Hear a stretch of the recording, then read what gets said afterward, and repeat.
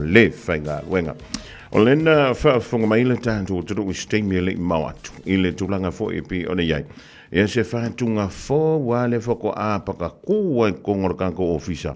I le nei fo ia woli a whainga emisia o le kamarea. Ia la koe anua ku kasia. O a unga ule fia siva. A o so mai lo fia lue lue. Io, o lo fia lue lue la. O le wami ngoi ngoi e o ka maidi. Le lampi ka woso mai feeling o kau au ngi iau. Pie wha pia fui. Pie a maka le ulua umange o mingo ia koa koa ia maroka kingo. I le riva ingo lea, so if you feel nga ngā le whantunga whauna mai le tomatai ia tō whanga meke. Ua whaingo ina ua ia o sofu ia ua o le ua le o ngā kou mā kou ua kirisimas. Le ango kia wa aia kūlor ngā kare ko lua me matau whanga meke. O solo maro fifi. Whaatala wantu le lua sanse lua. Ia wantu apa ia iswafa le uso ia Dave la whaele. Ia po le sunga ia DJ Dave. Ia le ua whaatasi mele re ia woli. Mele tu fine ia tō whakameke. Maa lor soi fua maruia mele langi e mama. Ia, maa lor soi fua seu manu. Ia whaatalo whaati fo i le tatoatu nuu le nei. Ni o uli ia mafuta mai. Ia. Ia, talo whaatu la whaatalainga seu manu. Ia wapea fo i le whawhonga tapua ia siu tātou atunu. Malo le sopo, malo le on saia, malo fui le wha, malo si bai. Le rei vaenga o le Holy Day.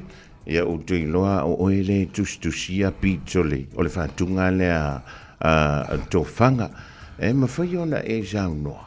O leo ke kau whaalonga o kura kako pese lea. O le pese wa kirisi masi tato. Ia si ia mo moso whirangalo ona. Au mai e le tofanga le mea sa. Ia, whaftai lawa seu manu mo le whafasili. Ia o whaatunga uma tofanga. Ia o me tau po lyrics po upu e tusi lawa ia. O la uenga luenga o le whesoani e te ia whana le me tau musika po pese whapeona a e mai ni wha hona po. Ia na utu inatu le ia tofanga. Ia e whaionga ma whauwhaunga. Ia ma tusi lalo ia upu ia.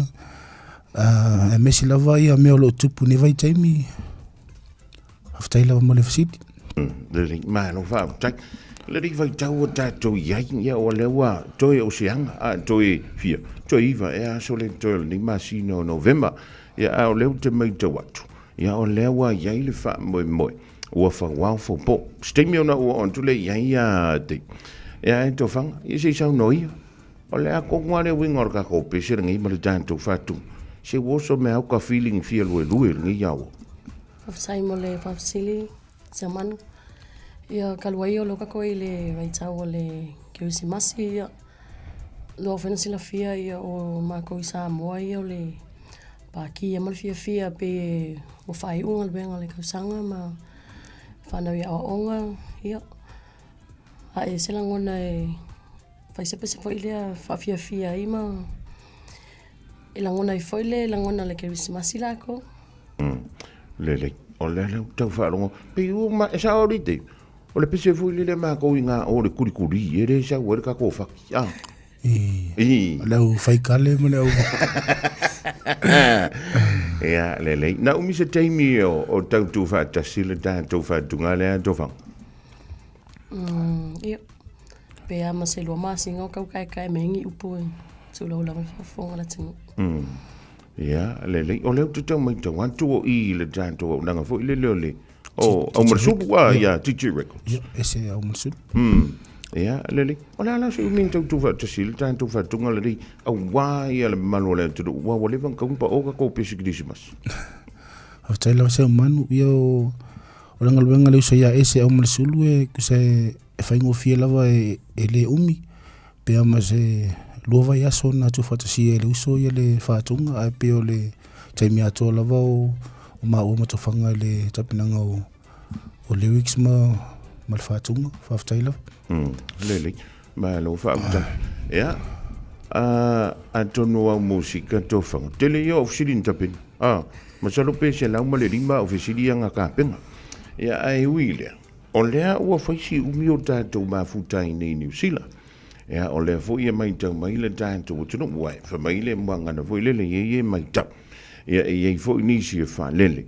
ia ai fo ila to lo tustusi ila no anta tu talama fa yele me fo le lo langilangi e pole papa kiu e pole ai le ngona ngame ia le wo tanto yele ni vai tau ai ile fa mo ile fa u ngole ni vai so a de o le se tu langa o ia wa le mai to want to fo ile tanto fa so le longa le sa pe umala vo toi aso le ia nei mo ia po le tanto toi ma futa to fo ile to mo ta ia to fa ia faafetai lava se umanu ma faafesili ia o te iloa o fesili lava na o lo faapea ona fesili ele ma lo atunuu ae pei lava ona faasisila atu usa o le saumunumuli lea tofaga i nei niusila nei tausaga ona toe foʻi atu lea o iai samoa auā foi lea asiaina o fanau ma le aiga ia faafetai lava se umanu lele ia malo fa tai lo no winga ele ko ia la si tofaga pe uma le weekend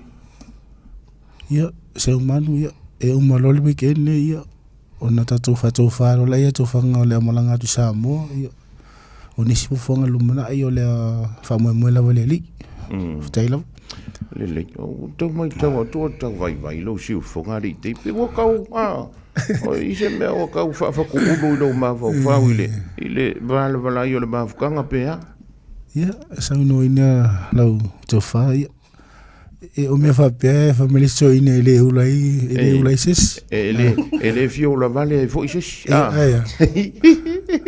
ia lele o le va no fa euro mai le te mina tau no mai ai to fanga o te loa lena tau a manta mai ai nisi o fa tu te sau mai sambo o lawa ai nisi o fa tunga tuai le sa fa pele ona fa antino ina ma pu ina sa mo o fia ni ni fa tunga o pu ina ma tu fa tsia talu na tanto ma futai New Zealand of time of facility so man ia no wa sena tu ia facility ia fa kwa u ka ngoi le fai ka wang po le fai nga o pese wa po ina ma tu fa tsia i New Zealand nei ia wa ato le luas folo ile pese Christmas ile le fa pena ona release is time luma le luas se fu so na fingo fiele nga luenga fa ia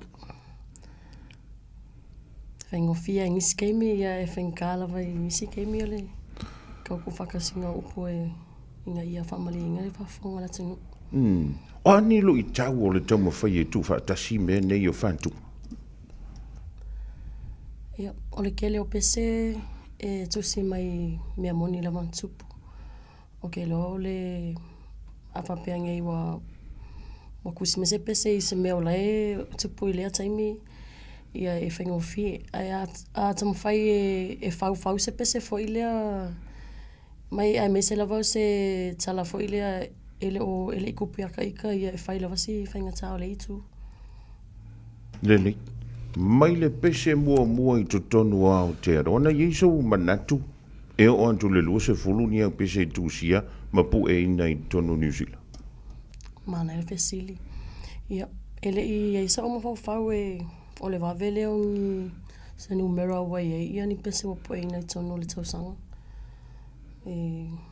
lele o le ia la sia o ngā o le pu e ina o pese nei totonu New Zealand a o le a fo isia o ngā o le fisosoani o le mele o le social media i langtale ni pese i tonu o le nei anturu tai mo fafsili ia o le tele sia o ngā o le social media i le whaalawilo ina o pese ua foi o le raitau nei o tātou ia ua lunga o mai o e kamikira ki wai lunga o ma le ketfongi ma le YouTube so o le kele alau o keimi ia ka ke vai a kua le kele o kaka fau e whapinga o ngā mai moa ma mata i pese ia tu atu inunga lele ma lo whaafutai lua se fulu whantunga lena e sambo o le tele o whantunga o ni mea moni na tutupu o ani whaafitauli o le teilo e o me le temi nei o nā lava e te langona ina le momoli mai tono nisi nei o whantunga of time le vanoa o le amataina mai o loo tamawhai le musika se umanu e tele lavana o tu mai le side lea o mātou tina samaitai. Mali. I le ke le lau whawhika ulia ke le ngā kanga kupea ka ika ai o ka wae i le whapena ona whetaya i ma nisi o uso fo i ia tau sanga o mawai. O le sawa ina le tono a inga. O le lea mana ia o ngaluenga o loo whai nei tina. Ai me se lava ia whapea o tamala e whailea sa ilia le tupe ma whaatupe mea umale a inga. O na ile manatu whaatau wa ai le se tau ngaluenga tina matamai sa ilo whai i whalea. Pe o nisina o whawhitau le iaso taisasi. Tamo whai atu ai e mole se whi au tau. Lele, ma lo fa. Ele fingo film ta pule wo e lo sam danga le vai ngola o lia to fanga. E ma o le me moni le vala to ia atu no ele na o fu ile tupu ai pe o lo ai nga na tupu ai me fa pe. O le finga tai on tolo no ai o le manu le tanto tu i mata upu fa pe nei. Langa fa mai tanto ile tanto nganu e tapu me ia. Pe tai. Ile tu o tina ma to mai tai. Sa fai ngō fio nei tō mawhai a mai whafol le whi au lei tonu au musika. Ia. O le se tasi o wha amatalanga i masangi o na saunua i se tasi o whawhianga inga. A whai e langona i taitai, e langona fo i le stangata le whawhongai. O le ala le tūlanga le wo i. I wai, o te whanongo i tala whamai. Si umakulo i fafo se mea o lo i kongo loka loko pi i kau maa fui lele se aven. Waka i maa lau avenga tofang. O ova mal maa me lewe. A ova ia koe kingo le leika wa warkanga le pi i kau avenga le si kua la wa monga. Ia, o le ngā. O lo koe ia kua soi le ria e le si sa ngoma. O e kau a moa e le si kua o le a monga rite. Ia ngā ue sisila mai seu manu walu le kingo se uso e mamawhare e mamawhare hawenga nenga oi ai o longo inga sere kala kia whamei ke rusi mai a sere kua le anga li te teari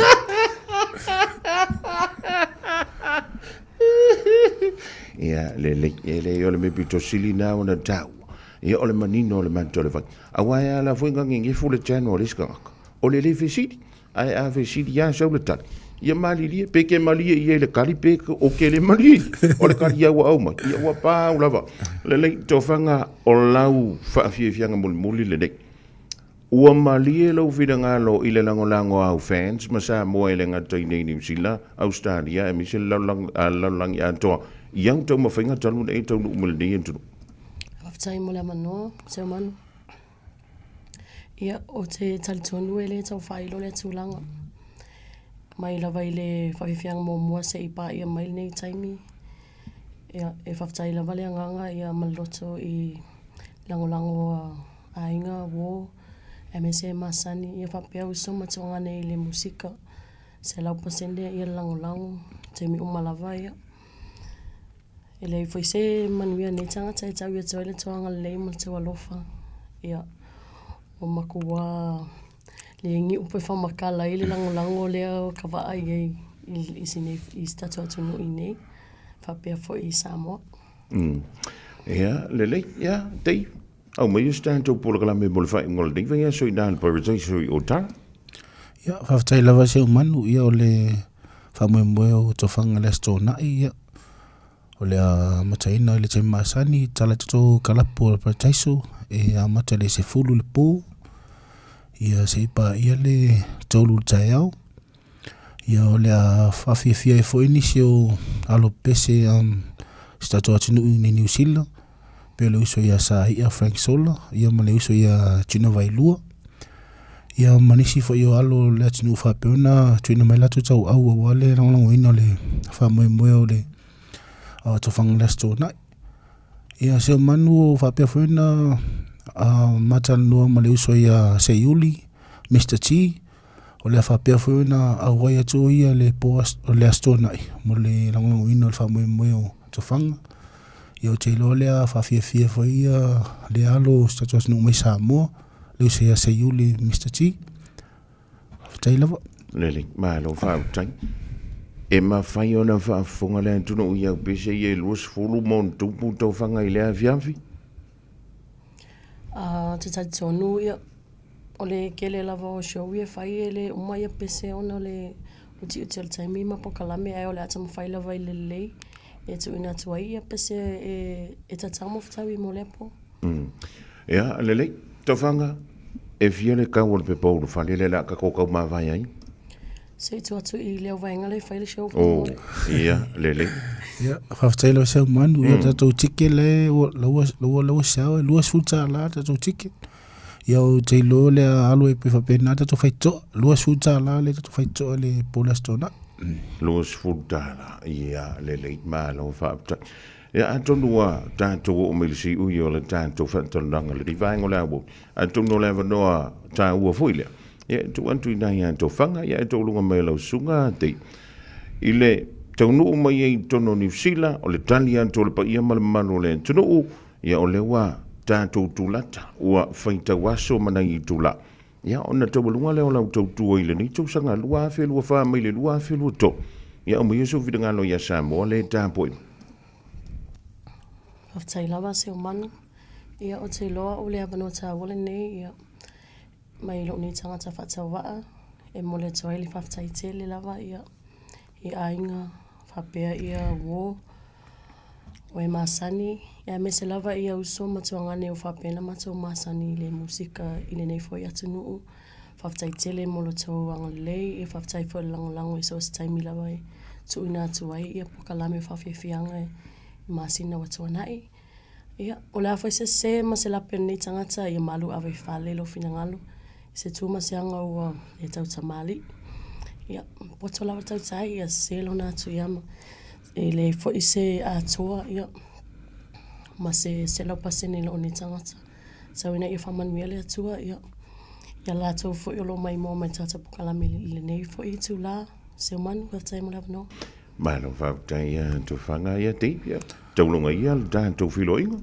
Ia, whaftai se manu, ia, e mumolawa na mo le tu lengang whaftai si tatou leitio, le Radio Samoa, whapea fo ilo tō wha mo le wala ulia ina fo i maa ua wafune fiafi mo le whamai moe. Ia, mo le tu whaftai Samoa uma i New Zealand ma laulangi ato, wa fo ile langlango ina o ma o fo i tamo whainga, wa fo ile whawhiwhia ino e statu atu no o Samoa, ia o le anganga lawa na ma le whamumua te maua, ia maua e tātou le fia ma wa pea le musika lava o le whala au sililea o na maulunga whana le maua e tātou le fia, iso o staimi, po lava ia whawhita ulu ni lalulangi ma nei o langa. Ia pea le musika lava e maua e tātou le fia ma aina e tātou mo e ainga whatasi tātou i se ainga tasi, pea o le nganga lava na ia mo le tuele nga whawhitai ia tātou tau sia tātou mose Krismasi ma se tau sanga fō manuia tātou au lia uma leo le malumalosi whawhitai lava se umanu manuia nei aso. Malo sa no malo whawhitai le dau whawhonga le tātou o tino le whamoe pe o na whawau whaupo ia o se tautua foi o la whapea lea o na sili le foi a tonu mole teimi nei ai le tumawai a te o le sao lea? Ia. Ia, lele. Whanga au ke poli. Le nau wha malo si au so uso. A kangi kere foi. Ia longo winga lea o lea uma fofo le maki o maksavani vali. Le la ma koe pue mei ma kai mei ma senga pue i luaka. Ai manu ia tele, ia le sa ia tu, i le wha moe le wha ngol nei vai aso. Ia uli masau. Ia wha tau nuina foi manu ia le whenga malanga le toli watu i Samoa. Ia whilo ia i sa so lumana i le lofo le tu. Ia, whawhitai lava se mani. Whaase fo. So i fuia. Ole nawa mai moama sila mai le tātou tunu e le ni vaenga la woli. Ia ole tau mo whainga i pe ona sauni e tu iai ia le tu whine ia tu whanga meke. Ia wha pe foi ia le tautua le uso ia DJ Dame. Si vai antua le pa ia i swafa. Ia ma le tāpua inga a inga nu ma fioanga. Ia e misele pa ia o e Samoa. O le ia i vivia. Ia ele mawhai la vaisisi. Ona toi wha popo pe to ete to is. Ia se iontai tasi. Ia le fo vai e tulunga le tātou social media. ua makua sawa le alu le paiparangi vaenga le awau. Masalo le o kule si o vaenga e whaakukumu mai ia ka ko funkis. Ia o mai, o mem ka ko funkis. O le ava ngol pala kaiso le stona luas fulka la lo. E ke hunu fane i go. I le vai ungole le vai aso.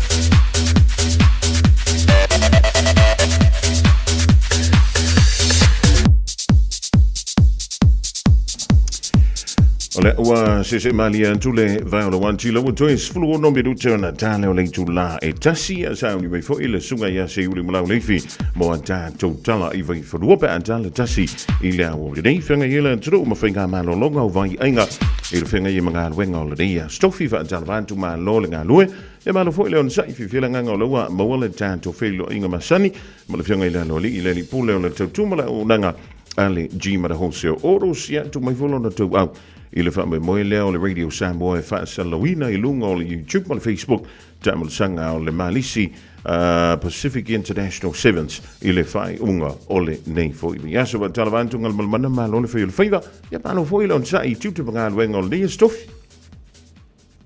o le anga la vetati ta ta fai fa malo fo ile di inga le li lo so tua ta o di fo le nei tu la le aso ya mai se fo ile fa ponta po ya sa mo lo watu no pele ia malo lava le folau malo le soifua manuia o i lava le viiga i le alii lo lava foʻi le nofu tatalo ia toe faatalo fatu ai i lausuga po lauafioga foʻi i le manager o le aua maoli a saleloga mai Samoa lo lava i lauafioga le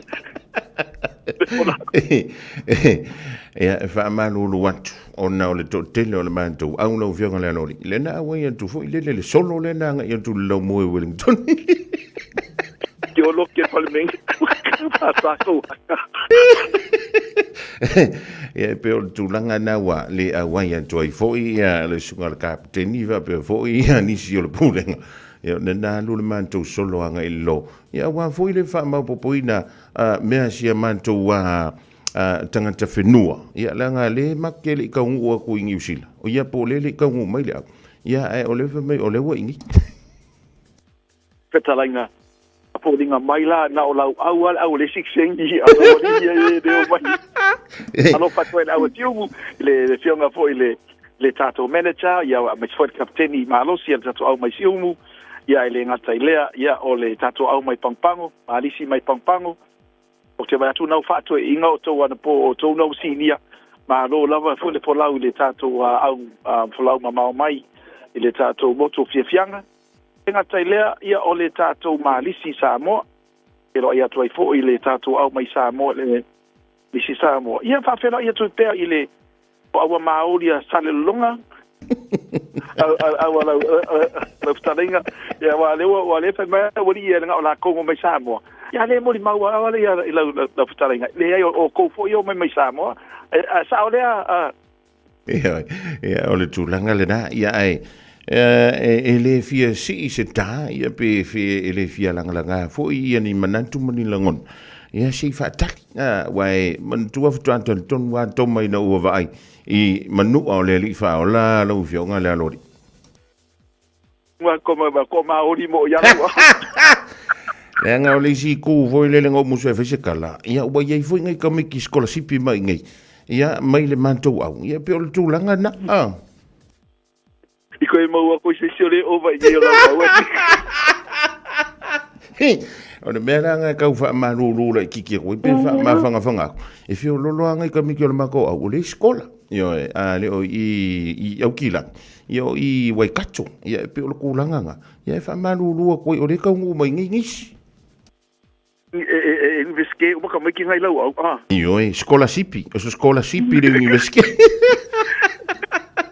Le la kapia ai aka mai o le no o ala le le sa mo ala ai wi le ma lo la fa ma popo i la talenga se man ma lo la foi ma lunga po mali manu ia lava ma lo tu ai foi de toto ali fa foi na foi ole de fionga ya lau ya pa foi no le po fonga foi fonga ta moli ole tanga malisia le ngata ilea le fionga le presidente ia le malu sila ia le fai mo fie fo le tūlanga o lo fai le tūpata singa o ele nga le foi tamil sanga mai nga whapena le ngata ilea fai la tusi le fionga ia tui fasina le te oloa ia tauilili malpa ia mal AVCS o le mepi to sili na tau e tau o le felo inga ma le fionga le consulan po fionga ia palpadue na po o te vai atu sa tawa ana fai sto tai to fitu e mauti noa to e oso to ina ilunga malai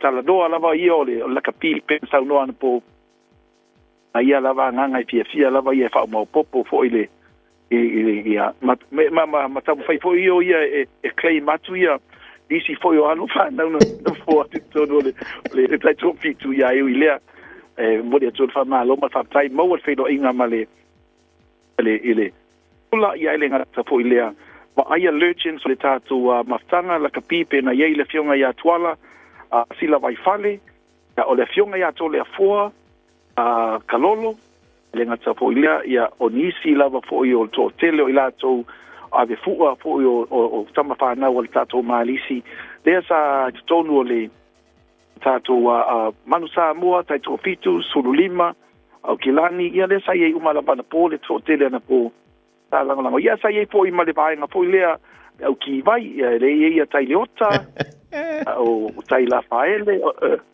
se tai le le nga yang po au ia tai nga o mai mo kai minga tai ma lo li sai fu i le tatu maftanga malisi ai mai se fu pata ma sino le o le tatu maftanga pena it fata ma ya onga le fionga ya tole fo tui maunga ma sia mato maslino ni le fatina ma tole sunga ya Collins ya Sua Collins ya tai for the lunch ni so Collins ya male tatu pa ila sasi for pena ile lango ile tatu fitua malisi peona ya se tau atu le na la futainga le po sa mo mawina lava ai mai se le tatu radio sa mo tunga ya SL au le to uma au le ni to bitio HA ya malanda ia fo proclamate warfa po inan po se man iyo ya ole tulanga na mito fa ya le nganga ya ona olewa mai tawina ole lona ono ile de tu sanga tolu tu sanga va pele ona fa tu tai na ile malai o manuka rover si mangele ya ai me se ile amata mainga ya wa so se fa mo la vai fa nga dai yo lona amatang ai pasilo mo tolu tu sanga ai ye pe bo ka ku mama inga foi le no le tu mai tawan tu ile tu finga le fionga prestene ya ba e ma ku fu ya le wala da le fionga prestene so la mai funa po pena tau malingi lo i mata le o le wallet bela o vai tu ke mo mbia ia kupeka ape eva mai le ai se o le mele o i ma ko ma ko nga mo me kusiaki ia o faunga kusiaki lo ke kadia ni sina le faunga la basta so mafta nga de direct transfer ale me o faunga ko ya wila ma lo le tapena ia ele i amatalia ia le fa mo ia fa mo fa peni ia ele tango fiele fingo fie fo ilona tampe na nganga tonu lava le tau o is fam talanga le fa yona fatino me fa pene me lava asa eleni o me ana le ai le anga le leima matau au o company o lo fa penana to langoina yonga yanga malmana pe lava silfia le tato si pol le tato health ye nei du sila CEO fo yo le fionga nga mana o ia lava fo le tau no fo ia na po ia tasile na sa malosi le tasio sponsor pe o im le valele ali ali sunga yanik apena fo ile tasio o fale la fo tu pela le fta o ma o fta bai twen po na o lango na po ia ele ma o ma ai fa ia lango nei company na le se no la to ni fa ta no ina ta mo ya se man Iyo ia ole tulanga le da ia ole foina tau mai tau tu lava ia lo ia lava ia le lango foi mai le tau sanga se ma vai today atu no le tutuale ale a foi a fonga ia fo mui tole fo kili ia male tanto au ngana la futu pe le ClickX ia pe ole vanga da le mi tawina ole major sponsor ni fa mo le sto na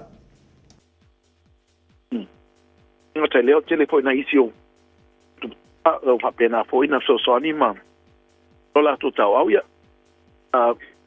ia fa pi tu leo le tato na ngal chimana ia pole tato pulenga e fa ia i foi ia fa da tu songa ma company fa anang lang long malosi awa tato Alicia ole malisi po fe lava te anga ia tato te poni lava ma subscribe ia Alicia no ia sponsors ele fa tato fa chino ia me fai al fa lalo se man Ia, e le ngata o le tu mai lau tau au le tu mwhinga an tāntu wala leo whaasala lau fua ia le tamalusanga. Ia o le nā fua toi ma au fo. Ia awa lava le wha moe peo le tāpena atuai. Ia le tamalusanga le wha ingol. Nei vai aso maa lo le wha aso maa lo le puli. Lo whaatai ai le tato whatama i le pionga ia to le foa, i le ngata lea le to le potui maunga, ia pena fo i le patua ia Anastasia Stowers, ia le sunga fo ia Collins, le te olo i le pionga ia Ponti, Edwin, le pa ia lasi o le maptanga, tu sai fo i ma le la tu fo ia nganga o fia langolango le malisi, ia pe ona i fo le la tu tau au i se tūlanga tau sponsor pe ona iai. Ia o le wha moe lava ia pe o le sauni e tia. Ia a le tele le langolango. Ia ua le mawhaiwhao na wha tanuina nisi o wha moe pe o na sauni ma tāpena pena tia le komiti wha foi.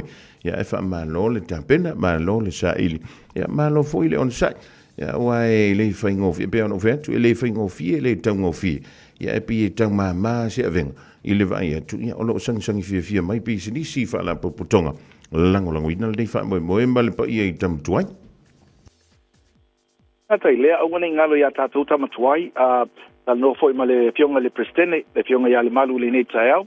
Ia o lo umna umia lava le sosoni e tamatuai, po la lava le sosoni e te mana umia, o i o lo o e mwhai ona e tuina tono le tātou whalapaputonga e le maalisi nei au kilani mo le sosoni le whamoe ia o lo matala lava ia whaitutoa e sosoni e tamatuai, e sosoni e tuai ia pe tāla, pe se lau tāla ia o lau sosoni e tāua mai lo sila foi le li o meo lo e fo ia ma le loto atua ia o lo le tau I lava mai le li ia se o manu o lava nei ngalo ia tato ngalo lue fatasi sosoni foi le fionga ia alu ma lato lau mai se foi le ia le wa pisi foi tonga tau mafal po la lau sila ile tua toi le na tua po ile O sto ina yo pa uanga singasi. Io e toea o se to o ia alanga a nga nei fola musu me sto ina o tole fo. Ia ola wo mana avele sia na pepa anto lava mapa u. Ia po le tama fo ia to. Ia pe le mena wo tau le fel wa ia fo le sto to ona po. Tole fo ke li le ti sa noi.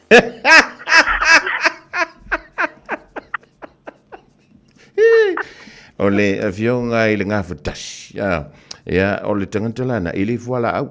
E tui, io e, o le mea lana e tau te le iloa. Ia po o kango I se ipu vai, po se whangu vai. Kau mawhaianga fuala, o le tui le malo si ai. O le tūlanga lau mai I le sunga ia whaumui, ana po luli ata ngata wa po kau sefa, po se inkia. Io e. A su e se wha maonia lau tala. Sa ili ia se montafa mai ko kapisi. Io e, o ia masto ia o ia pa anga masani le fionga po io e. Nasi na ana le tulou la ana leon au o fale tonu ia lona tuli. Nasi le na tai ka wuto le tato I nei New Zealand me tau me holo le tau le polo le iloa. Ia o le vaenga le. Ia sa malo rosia ia sola. Ia pita iani. Ia musu mai lo se ja o le mea na tupu I tuli o le vaenga na. Ia I o le malo se o le tatangi so o le lana wana. Uto e o ke I o tuli anga. Ua tuli o le alava wherua I reini tuli no. Ia paule mea na ba aia I le wa matua lava wa lo matua sto ino toi lau titilo na ia na po. Taiko ia oia ua vai wa lo matua lava sto ina po. Ia, ole, e pe e tante tala noa tu foi lele ia le tate ba fau. Pe uma lava pa u o le la ve tonu ia I la tau. Ia, lena soi fua nei tau sanga ia na manu malo ile fai tonga lon tonu le mauta le pale mene anafi. Nga le au ngā ile po le tatu si seni le tapena. Ti vai nga po le o te vai po iei. O le alava tal no atua la titilo lava nga ile pa. Iyo. Mana se o le pa po le to idan po. Ia, o le tulanga na e whaafuta iei foi. Ia wa tuwain te tala le pa, awa ana vawe. Ia lo knowing. E iei foi sina whale tonu foi lele wawhana wala awa tuwai ma le ambulance. Ya e malo le fa soa la u fionga le lo li o te lo o le la u si le fia le pa ia malo le tato to le tulanga foi e pe ona ia la lango lang suele le ngal tato wala leo ya mi se le fa mo le tito fito le Malisi Pacific International Sevens i le fa ngol le niva ya so ya o mai so fira ngalo muli ya ele to lo ina le tafi lo ingo wala to mai le to ino si yuli ya ma tato tala le ya o ia o le tūlanga le nā pe ona iai po se whelo inga ana po mal community o me tiko le tātou Malisi ai tā mole atunu pele moli whamalo mal whatai pa ngā ina pele o nanga lau tama whanau loon pa lewe vinga o tau tua mo oe le ova ma le lua spūru tau tanga tua wo po le vai tau o le mea alofa ai whawhiri po awhai ngā mea alofa al tātou ki mana mo Christmas tā pena tuai e manatua e lua awhe le tupe o le awha pena tā pena ina awhe tā lau lau referral ma le awhe tā lau whai ngā mea alofa manino le leipo ia le mawhai o da aveina ni a tātou promotion se lua ia whai o lo e sanga i se tāwale taungata i se discount o lo aveina ai o na winga i le mawhai na ave le tātou discount o e ave fo i malau mea lofa lo na winga la lua whai ngā mea lofa la e mawina se whai ngā mea lofa te anga ba ai au le tātou tupe o le tātou tāwale o le e ia te oile pule whaitalia le tū tonu e whaatawha inga pe whali utupe le tupele ai le ngata ilea e tau lava na sila pia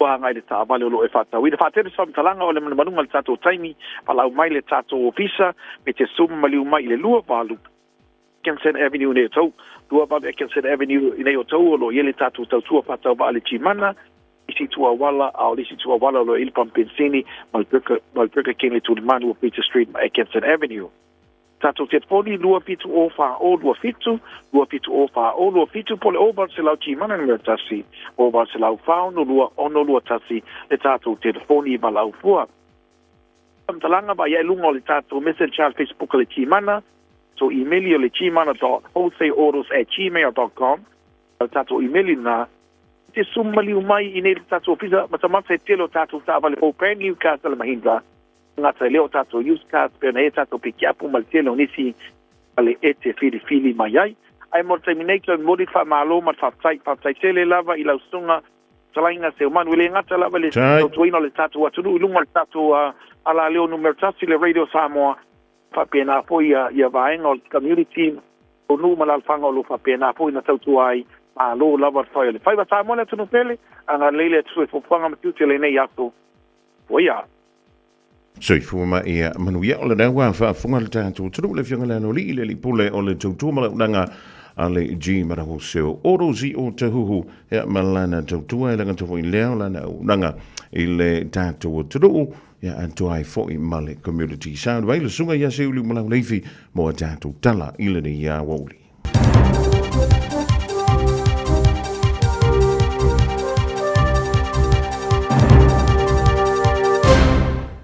Amalo atilon sai fongo ia fa talo fat fol tapo ingale tinu le oli fa fongo ia tala fo ia wala fa fongo mai tala tumo sa uni company ni sile lua mo le so swa o mo le va ole manu nui sa mo suia se kengi mo le tula fono fa sai pine kengi no fa fa kele talonga DJ Forbes fa ma wina no ngori no fanga tanga ta alo lakapi longo ngwa le no rangi fa fongo ia I fa le tlino ni tala o kamparia lua ni sile fe nga lunga la ve mo va ai ngoto o tapena pena nei ave sel swa o mai si vai ngai fala ngai nai sami mai le va al fiti le sami ni sile le o ngoto le kalfata I sa le motu por sa mo le HMN CDS manwanui o le va alo ta tiel fonga tai tos for mi le loto ino mai o no so lunga la au mu mo toi le masin tolu ai topa e fits mo le lima le va mal passe sa la ve ina ola tu la fo ia le pa ke lata ile afetone o swau o lo ia ilungo le manu nui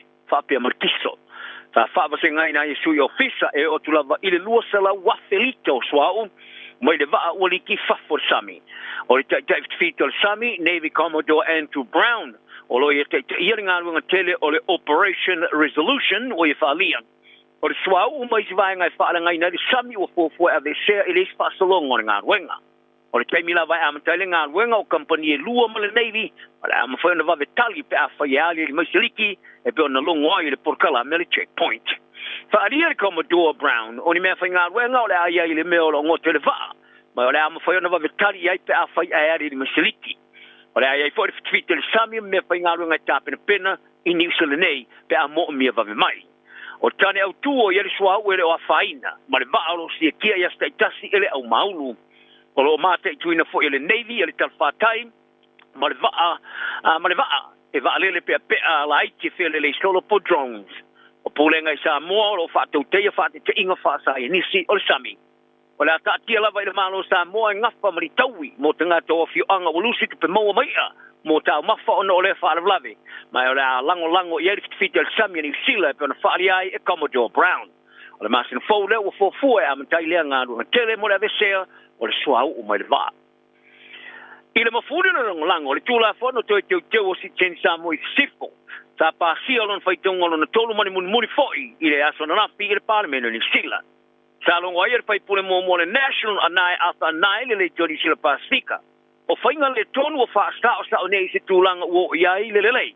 Ai te tau lava na fia I le mea o iai nei.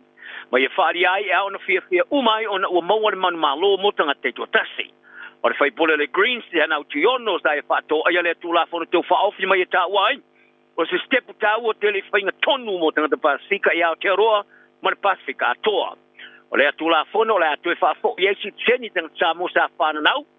E va ole afe I se lau rusu fama le afe I se lau pas moriva le sa fao e sea ai e au lavan toi tar sanga I ai ma le tomo tenga ole a sei nia le roi e siri le songa fua ma I la toi ma whaona tar sanga I neisi tseni ole amata tar sanga I le solua e beona whaari ai le whai pula le National Cameron Brewer e du se ma le lua se lau tangata sa iai le parlemene ta whaatu muri e fia ina ua whaalongo pa sia le tūla fono o le tai ole pātia le Labour Chris Hipkins ta whaataia tangata sa mo I Aotearoa ma whai ui na ilan launga le whaupunga o le ono varulima I le rangi. Ai o le tamatai so ate tai o le pātia Māori depi ngā rewa Packer. Sa ia whai ngōle tūla whono o se whaaleanga tangata toi whai longa lanu ilan launga. Ma ia tā wai o se mea e tae le whatu I le loa I le pangātia sa on sa ia tangata sa moa. Ma ia whaari ai e tū whaatasi ma le whanua noa whaatasi le mo tāru tupanga. O le maua le nei awanoa e sami whaatasi ai le unga o iei nei. O se sui o le kengi le mongrel mop ua vea nei ma se ulua tangata ua mori eina le tūla whono e whaasa ai pine a kengi ma ino whang whaitele ni sila. I le whaalia, o le whailo le kengi lunga o le dashboard o lan ta'avale I le vavea nei. O le tūla whono fau e whaasa ai pine a kengi ino whang whaitele sa amata wha amalo sia mai le pōna pō. Ai o le tangata mua whaasali nai, sa mau e le tolu minute te alismu ma le lua e vairuanga o le pōna pō. Whalia leo o le tamalo e lima sima le testau sanga o Napier sa wha amatu I ali tu samania. E tūla e ilu mo le wha amistonga ina ua vaia leo I se wha ailonga tele le kenga le mongrel mop I lungo le dashboard o lana Ta'avale Hastings. O le wha ailonga sa whao e seina. Whalia kom sina fau o leo Richard Chambers. Sa solonga le lava le mori eina o le tamaloa. Chambers sa whorfulaina mo le tu finga maulunga I le astronaut. Sa ia whaari ai a wha solo I le wha marasi o le tūla whono. O ia le wha moe o le ato o tele atu ni se moria. Whaari a Chambers I le Porkalama Morning Report. Ina o tau fia le te maloa. E na tele o fuina le pini le kengi. A le wha ilonga sa ia ilunga le dashboard. Se tūla ngai wha sori tūla whono foi I le tūla whono foi. A sa whaari a le ministario leo Mark Mitchell. O le asui o le kengi. E ielu te tununga. Sa alwe wha tai o na lui tawina le sori o le tūla whono foi. Ma ia tā wai. O le tūla whono, o le asaunga le mua tangata lau tele ma leo. Whalia Mitchell, o tangata o whae joina le tūla whono, o I la toe alo lo whai kengi, ma o ia te tonu, o le tūla whono tāri tusa whapea o lo mwhai o whatino I Australia. O le tamatai pānemia talu e New Zealand Dame Jacinda Ardern, o hofo ina ele tau I o te inga ke lope e whaavai o malo whatasi. O le sauninga o tau I whaare tau sanga ale We the People, e amana I ai tangata te to tase mata ina la tau tua, mo whaalabru tonga, e ngā rurue, e whaatino tā ua mapongai, e tau la ia malo o whatasi. O Ardern, o le aofo ina ele tau I mo swing o sui o ke lope. O le tau I wa amana I ailan tau la mua, malante te inga lofa, lana tau tua, e langolongo ai ia tau o tinamata maatai. Whaasanga tau I swing o le tau, ma tau sia le tu fatasi ma le pile mu. O le masina tau wai sa ia talia elon tau waloa o le Damehood ma ia perngise William Bertania. O ia ia tungarunga tele mo le porkalame o ngarunga whaavai te mi ma le Pasifika Australia le PAL. Ia po le Pacific Australia Labour Mobility. Ele numero tangata upalasi mau lalo. Ma le faita wafe mafeo ila tu e tapa ina tūlanga o sulfainga. Ina ia wha mautua i pe ila tuno. I lalang por kalame le palm. O tangata whai ngā luenga au inatu ma i motu le Pasifika ma East Timor. Mo ngā luenga wha vai taimi i ngā luenga wha tu anga mtu ngā la au tu tōmo vai taimi. E o tu lava i le iwa masina. Ma ngā luenga mo vai taimi umi i le o tu lava i le whātau sanga. O le no fuanga wa ia inga whātino mo atina e Australia. Le Australian Development Policy Centre i le University of Australia o lo a wai fautuanga e whaia i le porkalame me whaawasenga lona na tūlanga o ngān. O le whaatonu ia Professor Stephen Host sa i talanoa ia Don Weissman o le leitoni Sila Pasifika i whawhitauli o ia le porkalame a Australia. Sa whaaria e Host i lona manatu o le numero tangata i ngā lua i lalo le porkalame o palasi lalo i le tusa mariteu sanga tolua e patino le i ngā lua ngi whaatuanga. Ma ia tā uai o se palasi mawalalo telo le luas whapasene ma ia iulai o le luafema le lufo tolu. Ia iulai o le tausanga le luafema le lufo wha. Whaali e haus e tele ia mafuanga o mafuai le palasi. Pai o le mea moni. O le toe taliu mai leo tangata tā whawhao ngā o ato whaafafa po backpackers. O se tasi nao whawhitau tele. Ma ia tā uai toe tiki lama o ia tangata wheoa i ma ato whaafafa sa tu ua na Australia le teimor pipiso le COVID le pongai. Sa whaalangalongo tele ai ngā luenga i tangata vai ngā luenga whaavai teimi ma le Pasifika. Au te merei, o toe taliu atu nei tangata wheoa i ma ato whaafafa i se tūlanga matua i tō telo le numera e iai. A wā e iai le whaato sina ia i lātou. A wā e mawhaio na lātou mawai pe mita o le lua ma le tōtou sanga. Ma leisi, o le porokalame o ngā luenga mō tangata wheoa i ma ato whaafafa. A wā o se porokalame la i titiatu. Ai pe matua ile ai foi mo se fatu la noina na ilo le por kalame o ngalo nga fa taimi e mauru nga tele mangasu le fatu la noina ya taro talonga o tamataro la kapi mo mo tolu ani sila la fa ma wino la swafa de no panga o tanga talonga le la kapi le lorangi le World Rugby Hall of Fame le fa un vaso o le sui mo le All Blacks Chris Laidlaw ma le sui longo o le kapi te to fito ni sila la lo sa mo ia DJ Fox. Wa fia ia ila tu limo tangata alo la fa la ulo inan. O iso la fa ma wino la tu sofa ia fia ta alo Australia Emily Cherry, Donna Kennedy o Engelani, ma le kapiteni mo la kapia Italia Sergio Parisse. O le no fuanga le Hall of Fame la kapia le Rolangi. E mana ia ila to. E mata ina se la tu sau li ta alo la kapia vai tai mo la tu taleni. A fa pe fo na fa loi tu ta o tu le leo le atina ino le tau le leo le kapi fa na nonga mostly a mio polea mar fa lolo o le to limo la fa ma wino la tu swafo la a to yel se la fisu mal tasil swafo fa ma wina te lu mai ona am teina ile wa fe mare onno DJ Forbes o fa tu ngaino tanga talon se la ma se la on sumal balu e fa ma wina ile no fanga o io stasio tama bidu silo na la le kapi te to fitu moni sila male rolangi i le silia ma le sfuto sanga ta amata mai le roa fe maleono se io o ina tau no se vai ia meo le roa fe smarfitu e vaus fruiva fa salongo ta sanga te to fitu sa ta aloai lima se lau sfuma le talonga se lau lima se male tonu skoa sa ia maua ma le teleopine luas furuono ta sanga sa manu malo ai ono champino fa salongo ta sanga sa manu malo ai kasi le pine auro ta alonga malo ta pulenga le roa fulum pine siliva le roa sulfa ma le champini lei por rolangi le capite to fitu o le roafe ma suma tolu sa fili foi o le tamatalo le capite to fitu o le rolangi le roafe ma balu o Chris Laidlaw o le tangata lona se lau fisu ma tasi o fa bawina le swafa i le no fanga o le malanga tamilo le capia le liona pertani Australia o fa ta otoina ta alo ma se au fili mai tamata alo e ye tupu anga poliki ma tupu anga Pasifika o se vaenga o le malanga tamilo i le tausang fau. Sa tu e ta alo ia lea au masi ma le awal Melbourne Rebels i le asolus fulo i olai pita.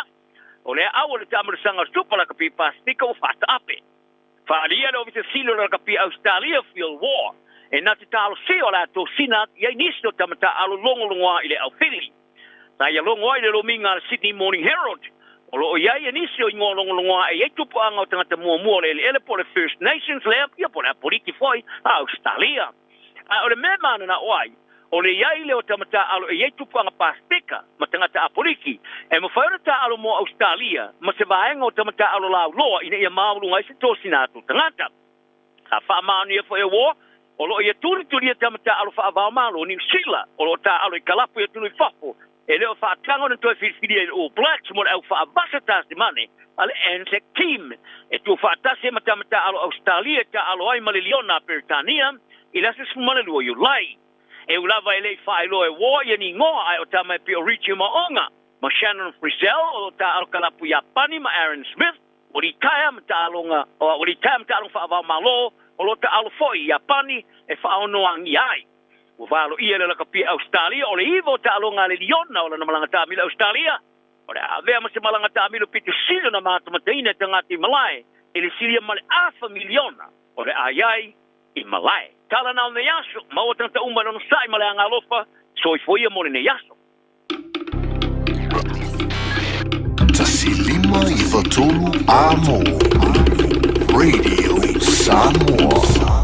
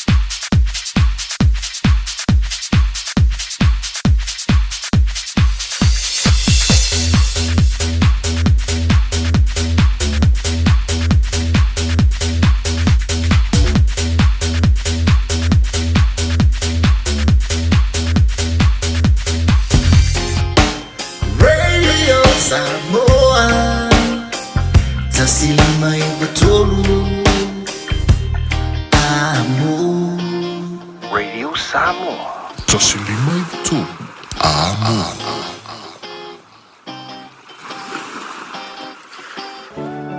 Oh yeah, that's about that New Zealand represent. Them that's the twins. TJ Records. Sweetest song, sweetest song, sweetest song that I can sing. Sweetest song, sweetest song, sweetest song that I can sing. Sweetest song, sweetest song, sweetest song that I can sing. Oh baby. Reggae style. Hit it. Moema natu natu. Yaso alu. Moema mafafanga. Beyai ese taunga. Lene ifolanga. Le filima ona uinga. Te faamalosi matumau ita.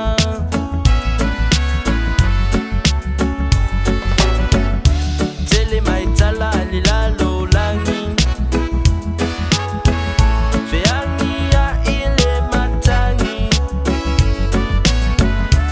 Aile solo muli. Ailo ualo fafa maoni. Etumau, etumau. Eo o ile oti. Yeah, yeah. Etumau, etumau. Eo o ile oti. Talimaya, talimaya, talimaya moita. Talimaya, talimaya, talimaya moita. Telefa amamuluina oi mai onima. Yeah, yeah. Telefa amamuluina oi mai onima. Tuya sole farango lo matanga. Elele ai se o se mafatanga. Oh ale me una oila mama. O malole o foi se manat. Afai o le na o e mana o ai. Ule lava oi se me te fai. Telefo I fa alu e mai. Ule oi se me fai. Talimaya, talimaya, talimaya moita. Talimaya, talimaya, talimaya moita. Telefa amamuluina oi mai onima. Yeah, yeah. Telefa amamuluina oi mai onima.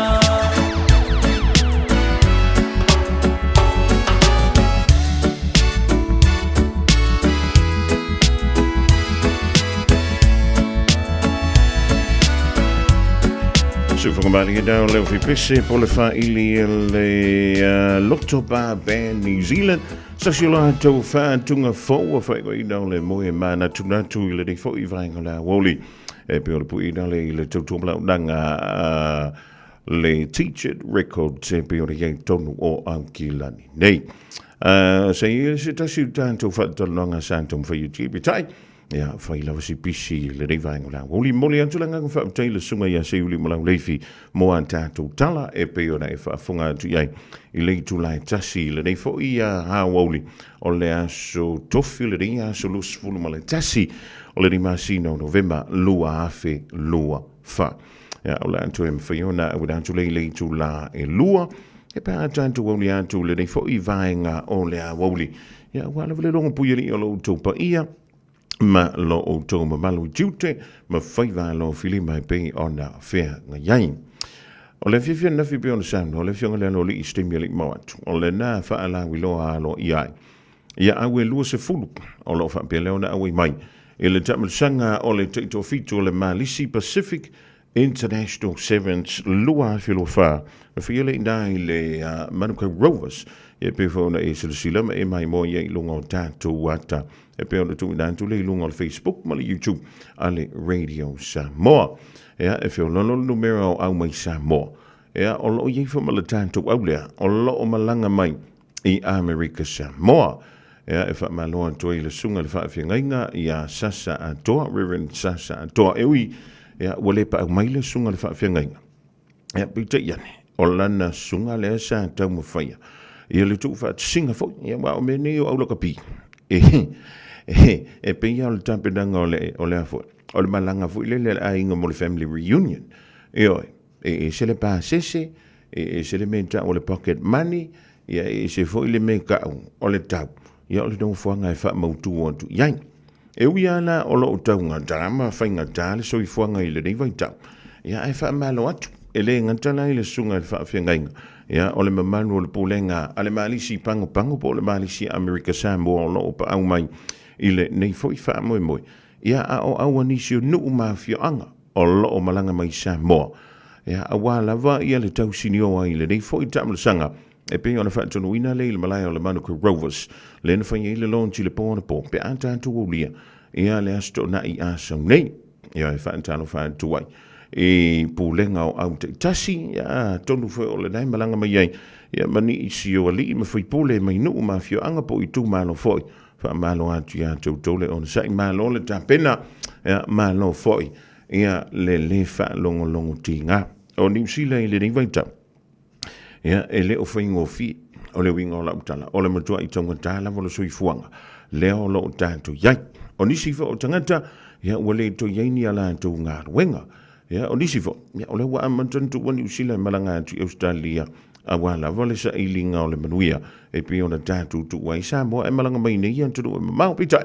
E wha maa lo ia tau tau lea na malanga mamau mai. Ia, a wala wa, ia le wha maa tango fieina fo le tāpedanga, ale Malisi Samoa i New Zealand nei. Ia mele wha moe moe ua ono nei tau sanga pe antanto a ulia la stona. Talu ona wha ngā solo. Ia le tanto ta mele sanga taito fitu. Ia ele o ia i mātou se maruia. Pau o lea. Ia lo whalea tua pule telefoa i le malosi. I le ngantai au ta alu. Ia e whapea fo ia pulenga o au te tasi. Ia lo malanga mai fo inisi o au. Mai whawhantua au ki la nei tonu lava ia o New Zealand.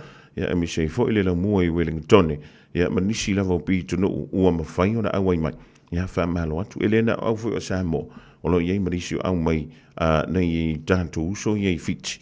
O lo awai mai le tāmu sanga le whai unga o le neiva yaso. O le vaenga mua mua lava na o mai tawina i le pōna pō. Ia o le wha mawhawhalea. O le sā tapu tapu. O le menta o le awa malosi. Ai o te ufofo iei ia le tangantanu atu masana ia awa malosi. O leilo. O le kaamiru sanga o lo o iei ia ali. Ia matama i tai.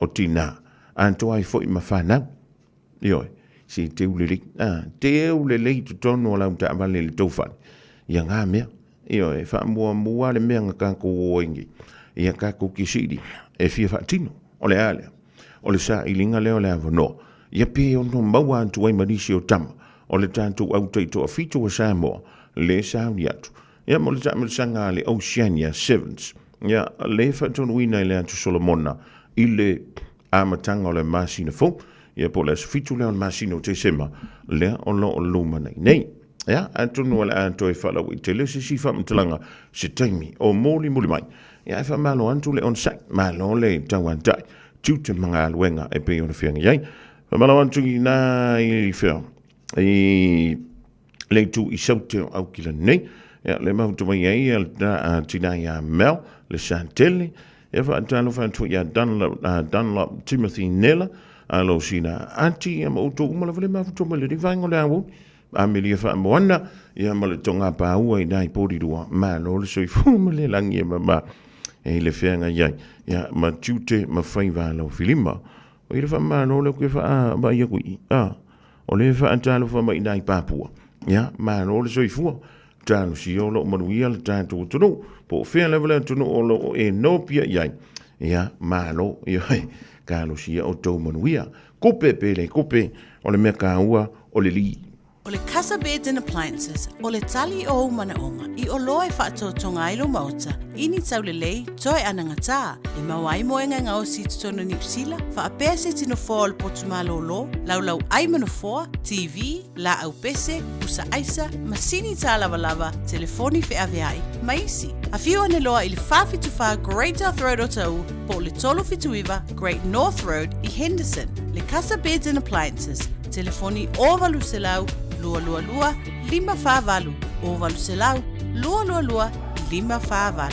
Whai mea alofa i a inga mawo i Samoa, e ala ili whaatawina o se hotel tā alofa voucher. E mawhai o na whaonga ina mo aso tā ua whailonga ina. E pei o aso whanau, whaipoiponga, pe whai malolonga mo tā whawhawa i whaiungo vai aso. Whaatau e oi New Zealand nei, ai piki e lau a inga i Samoa. Tanga i ane i le pacific40.com/hotel. Ma whaatau nei loa. Pe vala au i le o lua tasi, o valu tolu, lua tolu. O lua tasi, o valu tolu, lua tolu. Awa ni MBC a whaasala laua tu sa o la Radio Samoa le tamara sanga teto fitu ale malisi Pacific Sevens lua afe lua sumar farm. Mai le balai o le Manuka Rovers i Mangele i le aso tona i lua se furu tolu o November. Tele au mai Samoa ma le Pasifika o le a waile nei wha moi. Ua mawhai ona au inatu ona o le langolango mai a company name. Moana Rentals, The Fono, Chimana Wholesale Orders, Pacifica Family Health Crew. Mana tua le malisi Pacific Sevens o le lua afe lua sumar farm. Aso tona i lua se furu tolu o November. I lunga le Facebook ma le YouTube ale Radio Samoa. Talofa Samoa. Wa ule nei o kaspiti alu, a wale sui ale ngila wa ule kio. A eva mai ina se fudu lima iwa kolu, a mo, Radio Samoa, vevela a. Bread of life, sent down from glory. Many things you were on earth, a holy king, a carpenter. You are the living word, say it now. Come on.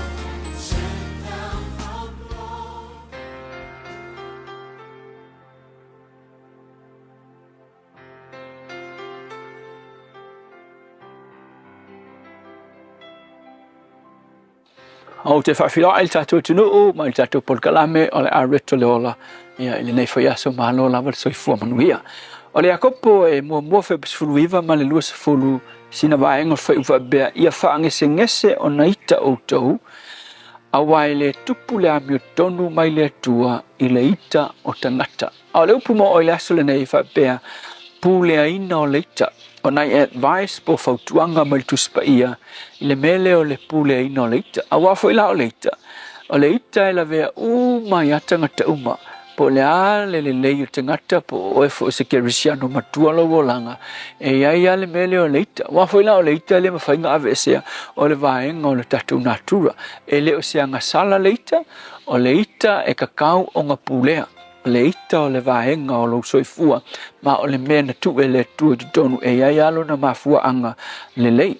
So le tala la kuspa ia le o mai le tusile na faitawina e ile vaenga fa bea a fa bea ke lua fi ngau ma se si pe o e tonu ngi me fo ile a faini fi ngau ma se si ku poilo wika e ile tala kuspa ia ilunga ku vai mai be mai o me ke faia fa ka lise nga e ma fa fa angi sengese nga e kaukala ia ma fa angi sengese o nga eika awaile tupu le mi o tonu le tua pe apulea o eleika pe un fa koleika ele o seanga sala ai ole le pule ingo le ika ina ule ai se control mangi advice o kuspa ia ke fai ma fuai nga pule le ika ite oi ia ma e fa inga ma ve manga sala so le mela ke fai mai fai tau fai upunga i runga fai mai fa tali se le fa longo vinga ia vave la fa longo e me kaunga vave e me kaunga ngesi vinga mai ia fa ka lise le fa longo a ia fa le mur kaukala mai fa ngese pe a ke ke rufinga mse me kaunga faia me nga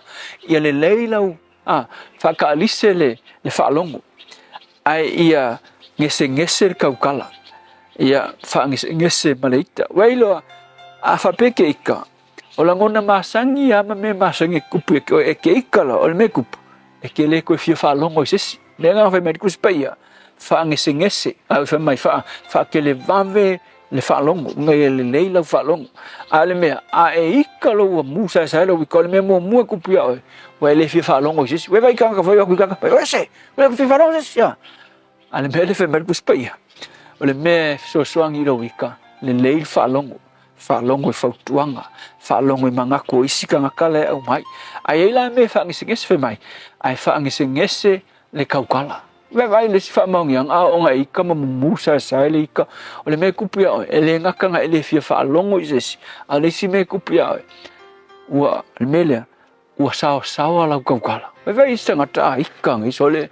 Ka e sol whangua pe kala vole pekelo. Ka e ipu ka e sol whangua. I upu e kaukala ai. O upu. Ai sea. Olu si lava fa nga kula ale ai se control ke ku ua ai a ele loa control ma fa vavelo fa kariselo ma fa ai fa slow no ka ale ai se control fa penga ku pulo no winga ua e ku ua le avangoa e musa sai ai leita we vai ke lo tangata ia fa inga nge so fuanga telefoni tangata ua o ile fasio tangata o nisi tangata ua fale pui mafua mai lava o leita ele ai se pulea o iai o isi tangata ikalo kwa le ai se control pe o fa ko le ikalo me ka kaunga ku ia control o isi ngaka ikalo ele loka up nga le ika halu le nguku halu ro marima e vai tangata fo ia ke mi ke vai fe mai ska sol aka upu ngai mengi o palang ke le palang a o ka upu palang ko kia pingu nguku si ala nguku si ala mangi di mai o a sa bola nga o ka upu a e akala pe a ngo sa mo o le vang pakaku ka ko ele lava upu le lava ma fau e control ele a e fa longo la kala ku spai ole ki e ma fai ma fe so angi e o ile mele o leika ma vene ma fau fa le mood kaukala o menga we e kuinga we e kuinga le control ileika e pulea ileika ya le upu mo oile asul nei le lei fa longo tau tala mani pe a o mai leika o mena e ke kinga ai le mumu wa le afio leita o ase meo e kinga ngai aso e markara ku spaia ma fau fa ka nisel ma fau e ka mo faiva pe le ase me ke faia ka ngakale ma fau vavel ma fau ya le me kupu pe a u faia se me ka la le me kua me ka le ma fau vave me le lei ma le onga leika lua ongo sai kaukala malie control kaukala so angi lo wita le tua e le ai se me le puspa ie le so ani ate mato o fo ile mako wika o e feta life a mato wita ia mato ilo na pulea control wa o mai la fio ia o fionga a wala la vea ia mato pe a o mai leita le pulea fa fta iso amen.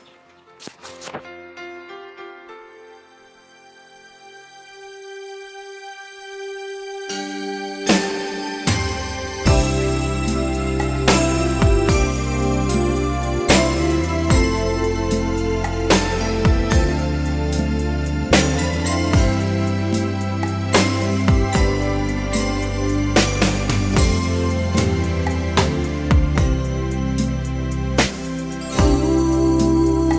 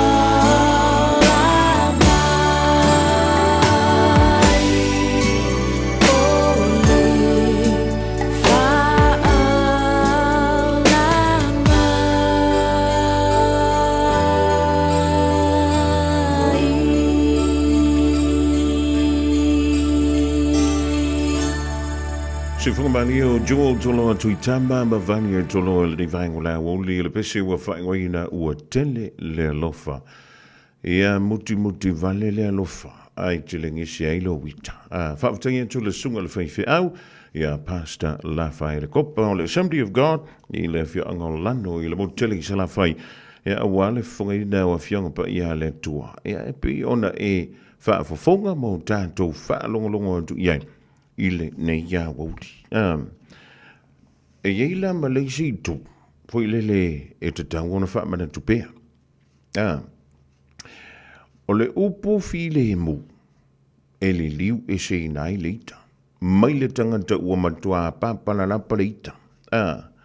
Ai o le upo foi lele pi e tau e mu ma tau whaifai. Ia ma le si itia i lunga o le volume o lo voice box. O le sinav so swani. E se sao i le afi mu o leita. A whai e tate no whamau ta mawhawhau se tangata e te whai alo se tala lea po le mea lea o solo naita. O lona wing, e tau nei tō no fo lima e mawhawhau. Pe o lau kala lea la a whai, e fia i se si i ante oi. Pe makua i ika ia ma se si i ante oi. O le winga da i la uia wha winga i no le tomu whai. E pe o na sao no i ele sunga le whai whai. O lona wing, e le ngai tra i anta ita le ita. tama fai stop it, ia loka ika. O e fo ile e mafua ile ka ma fai e fai sakala e tau fia ile se sau fa fi lunga ile langi o le mele e tau o le ita wa o le ita e au le anga ile tanganta o le ita e au le anga ile tanganta e va vei ona tanto matua e va vei ona tanto fa pepe nga ko lava o le anta ma le fia e vave ona tanto momosi e hatili ona tanto aulelei tu sa lava pe le aise tupe le tanga 24 hours a day, 7 days a week. Radio Samoa streaming live on www.radiosamoa.co.nz. O disi neo tātou whaasi silanga leo tonu mai le rivai ngō laso wala vai le longa pui li o lo o tau pa ia ma lo o tau ma manu so ia ko ke wha ongo i le aso kofi au le lei ia i la tau o lo o tau ma vai ea o le tātou wha malustino le fiafia nane Tā lofa Samoa, ma na tua le tātou Zumba a le team no excuse ia so tofi te tasi e pe o na mahasini ai i nā lava ile taulanga whaatau i Otara ile OMAC po le Otara Music Arts Centre ia awa lava ia le whaamalostino mo le soifua maloloida e maua le tātou team no excuse i le tuantusi o le ono pa se lau Alexander Crescent i nā i le pitono o Otara afo le ono i le fiafiana nei leo le whaapelea o na mawhaie o na whaile whaamalostino ia mona tua voi le whaamalostino le watau mawhanawhana ioi aua voi nei e pāsese voi le whaapea o le afu e le lei alo spray le lei ioi mam le lei ioi vali wha le lei lau pasi ioi sepe ia o le ke alu voi le lei o il kauvanga maro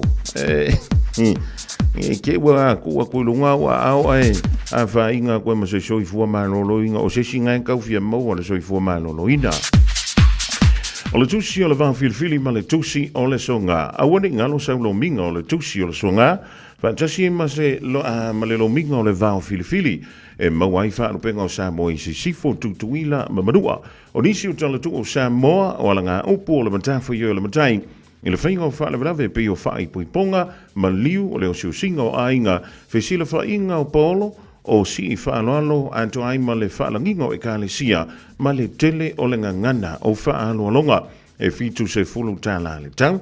Na o lo visa lava o le Radio Samoa, i le tolu pā tolu ono Hobble Avenue Manukau nei, e maua tuai saulo minga. A whai o yeisisi o nai whaantauni ana tusi tua, o lono winga o meanga e ka ua mea iliko. Ia ua tauna e viria leo, ma li poti ia ieng la tauna o lo whairaka mea o le kopi. Monisi whaamtalanga, wala o meila tātou o fisa i le lua ono lua, tasi lima iwa tolu. Lua ono lua, tasi lima iwa tolu, i taimi whai ngā luenga. Ai a whai o nei le leila usa veu, i le iwa lara i lunga o le Facebook. Tai fo ilano shopradiosamoa.co.nz shopradiosamoa.co.nz ia awalea i rafa tuina o sautusi whaafetai.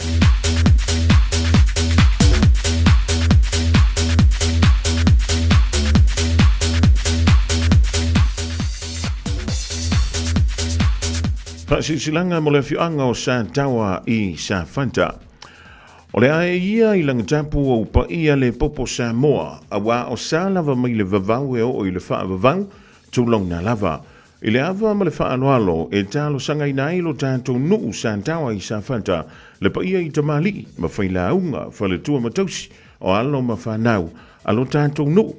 E me se fo i ni o mātou paolo maringafa, e malua i lo tātou nuu ia Samoa, e me se ole neia tunu. O le sto na neia so lus fultolo November, o le afa tonu i nai lo tātou wha moe, a wānisi o fuafuanga, e tusa o le tālo sanga, mai lo tātou nuu i Samoa, e tālo antuai malanganga wha aloalo i lo tātou nuu, e mana o mia lau soani, e ala i lo o tau langolanga mai, i lo tātou wha moe. O le nofanga e whaiai, e o le hola le PIPC i nā i mangele, e pe o le iai le tuatu si o le lua i vaono Bucklands Road i Mangele matalia i le tātonu lava o le sefulu ma le lua i le awauli o le stoo na inei whaamole ta pena le mai sau tai a wale fonga tau mafa o le aso modisi whaamtalanga e te fia malam tiliai vala wane le telefoni o le olu atasi 5 ono fa tasi olu atasi 5 ono fa tasi fa tai o lo sainia e te mali i mawhaila au ngau le fia anga o santawa i sa fanta i au kilani nei.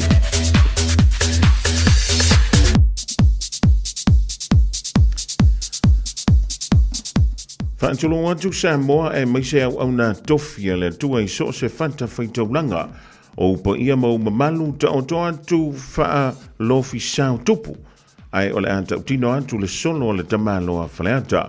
Ma antou te wha tala ulantu ma le nganga wha aloalo e vala au wha pitoa alo i antu i le pa ia ma le mamalu iau ai nga uma sa ale le tu pai o ale tua masanga ma le tu pai o ale lukiala. Pa ia iau ainga o santun mafono, pa ia o lo ainga sa pepe, le ngafa o a koe, wala awantu ma le nganga wha aloalo, pa ia ilo tanto nuu i toa mua, pui paa sa fune, ma le usu oli, wala awa tofo i ma le nganga wha aloalo, i lo i tu ma lo faleanta numero wha, a fifio mai matala mai au, tanto whi loai, i le aso le anta wailunga. O le aso tau poina, o le aso whawaile o le vai usfo, le aso luas fulumariva o novema, i le tulae ono i le fiafi, e whaiale i nā i le se fulu Wickman Way i Mangele, i a po St. Therese Parish Hall i Mangele lava. O le anta tau whilo iai, ia ma le tātou tofi whipule, le fionga i le matua ia ale vena ale, siva mai lava oi lo loto ma mafu te ifo i alelei, tātou te whaimea lo whaantuai, ia mo le tātou tofi a whaipule. Modisi whaamtalanga, ia vala wanea tātou numera ia o le a whaapea o na tā ua, vala au vai malama i le olu a tasi, tolu o tasi, iwa lima lu a o iwa lima fitu.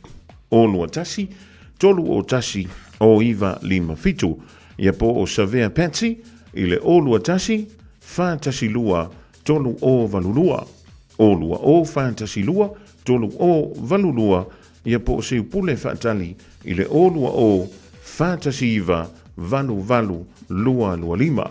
O lua o fantasi iwa, valu, lua lima. Malenganga fa aloalo fa fitai.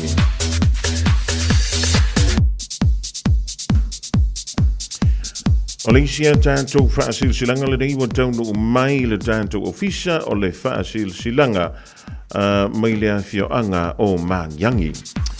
E vala au whaaloalo atu i tama whana uma a le awhioanga o Mangiangi alo a lalama papa au i ni usala nei.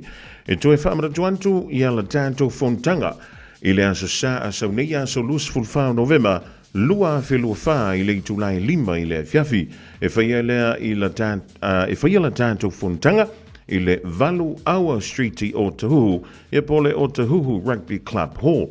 Te tano le an tātou whilo iai le aso anto whaina e morisi whaamtalanga whaapsotai i le olua tasi lua valufitu o lua. Olua tasi lua valufitu o lua. Pole olua fitu, lua fitu o ono lima ono o. Olua fitu, lua fitu o ono lima ono o ma le whaalolo tele whaafetai.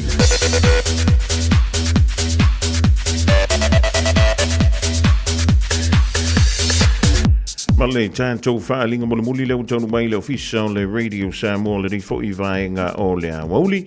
O le tātou whaalinga lea mai le Masina Vaia i Sutton Park School. Ia tonu o lea onga a matapea.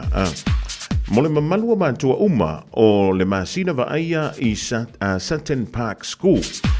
O le antauto ia upa ia ma mamalu Samoa o upa ia wa uma o na tofi. Ai wha silasila antu i le ama tele ma le wha aloalo i tawai. O le awhaia le tātou whono mulimuli mo le nito sanga.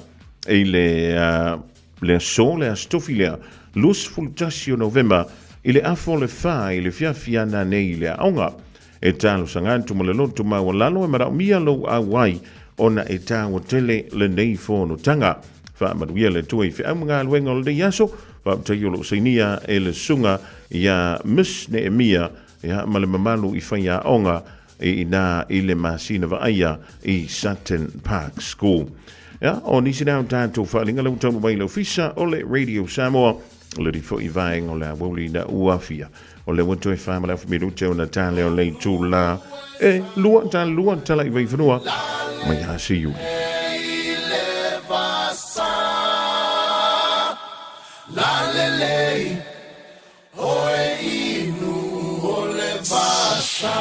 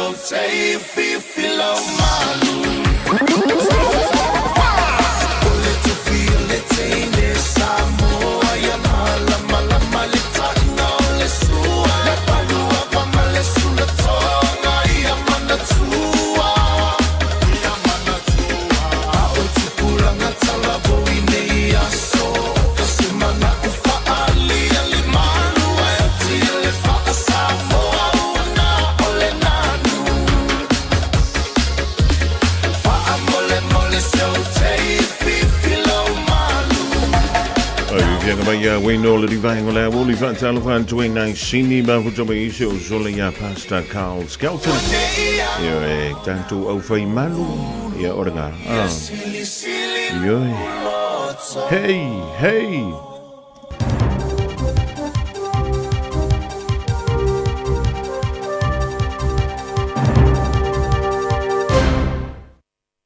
Amalo atilon sai fongo ia fa talo fat fol tapo ingale tinu line uli fa fomaya tala foya wala fa fongo mai talo tumo sa uni company ni sile lua mo le so swa o mo le va ole manu nui sa mo suya se kengi mo le tula fono fa sai pine kengi no fa faitele ta longa DJ Forbes fa mo wina no ngori no fanga o tanga ta alo lakapi longo ngwa le no langi fa fomaya I fa le pleno ni tala o kamparia lua ni sile fa nga lunga la ve mo va ai ngoto o tapin pinane ave sel swa o mai si vai ngai fa ngai na sami ma le va fit le sami ni sile le o ngoto le talfa tai sa le mo tu por sa mo le HMN CDS manwanui o le va o ta tiel fonga tai tos for mit le loto ino mai o no so i ngole au mu mo try le masin tolu ai topa e fits mo le lima le va ma pase sa la ve ia in ola tu la fo ia le pa ke lata ile afetone o swau o lo ia ilungo le manu nui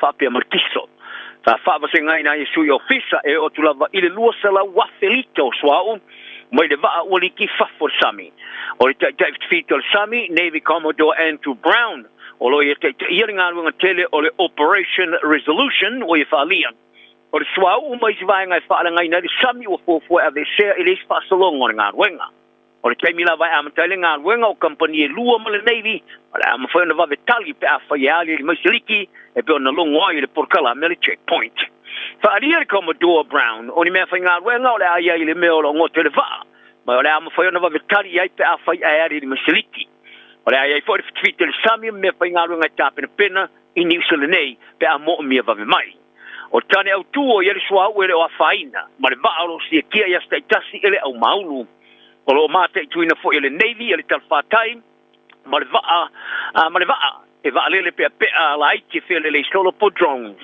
o pulenga sa mo lo fa te te inga fa sa ni si o sami o la ta tia la vai le malo sa mo ngafa mari tawi mo tanga to fi anga o lusi pe mo mai mo ta ma fa no le fa lave ma o la lango ye fit el sami ni sila pe na fa ai e Commodore Brown o le masin fo le o fo am tai le nga no tele mo le vesea o le swau o mai va ile mafuri no lango le tula fo no te o si chensa mo sifo sa pa si o non fai tongo no tolu mani mun foi ile aso na pi ile parliament ni sila sa longo ayer fai pule mo le national anai asa nai le jodi sila pasika o fainga le tonu o fa sta o sa o nei se tulanga o ia ile le ai te taulava no fia ile me o ye nei ma ye fa ai e no fia umai ona o mo man malo mo tanga te to tasi o le fai pole le greens ya na utiono sa e fato ai le tula fo te fa ofi mai ta wai o se step ta o te le fai na tonu mo tanga te pasika ia te roa ma le pasifika toa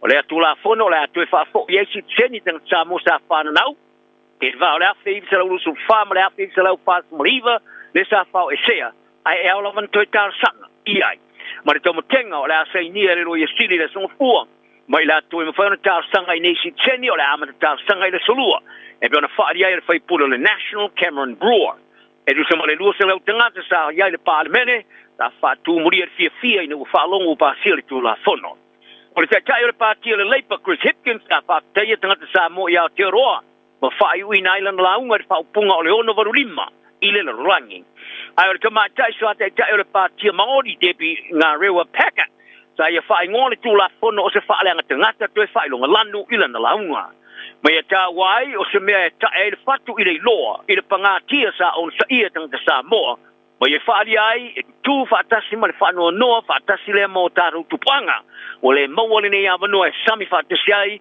le unga o ye nei o se suia ke ngale mongro mop wa ve nei mo se lu tanga tu o mori e le tu la fono fa sai pine kengi mai no fa fa tele ni sila ile fa lia o le fa ilo le kengi lungo le dashboard o la ta vale ile va ve nei o le tula fo fo we fa sai pine kengi no fa fa tele ta ma te fa mal sia mai le pona po ai o le tanga te mo fa sali nai sa mo le tolu minute te al su ma le lu e vai ruanga le pona po Whalia leo, o le tamalo e lima simal testo sanga o neipia, sa wha amatu i ali tu samania.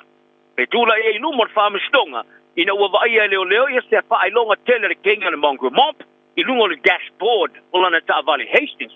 O le wha ailonga sa whao e seina. Whalia kom sina fau o leo, Richard Chambers. Sa so longa le lava le mori aina o le tamaloa.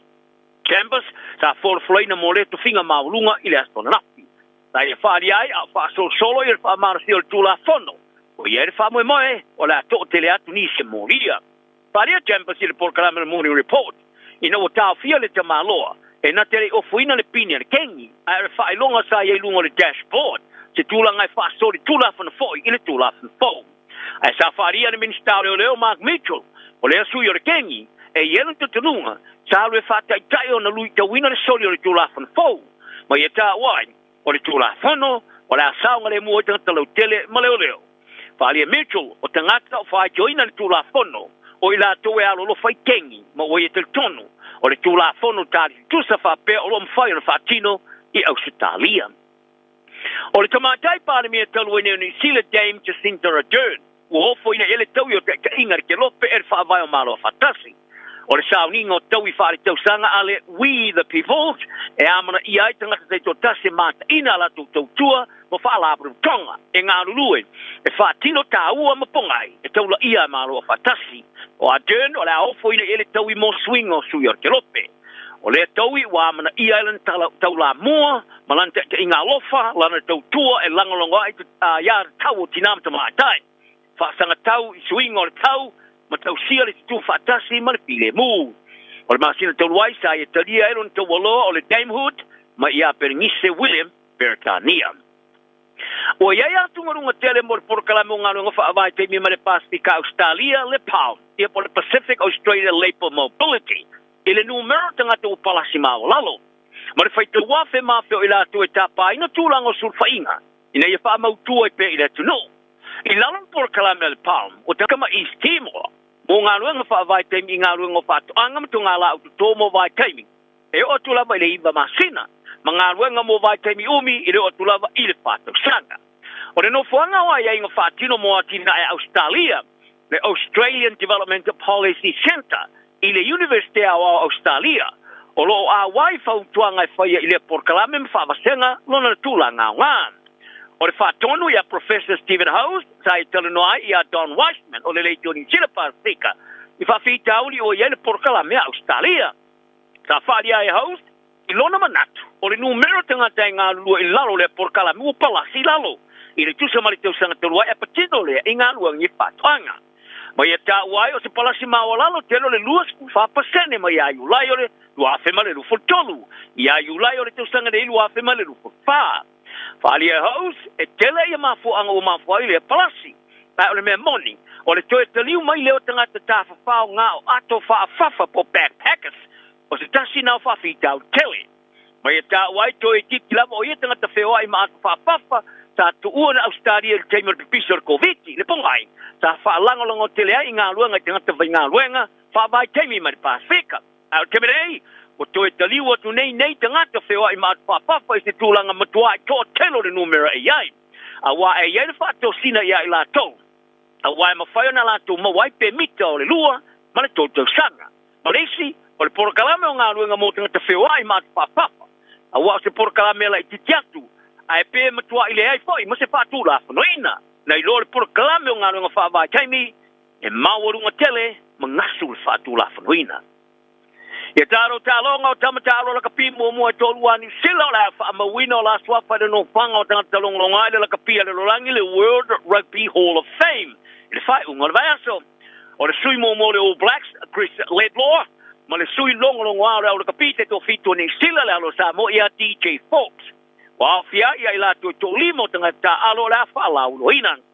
O isi o la whaamawina o la tu swafa e au fia ta alo Australia, Emily Cherry, Donna Kennedy o Engelani, ma le kapiteni mo o le kapia e Italia, Sergio Parisse.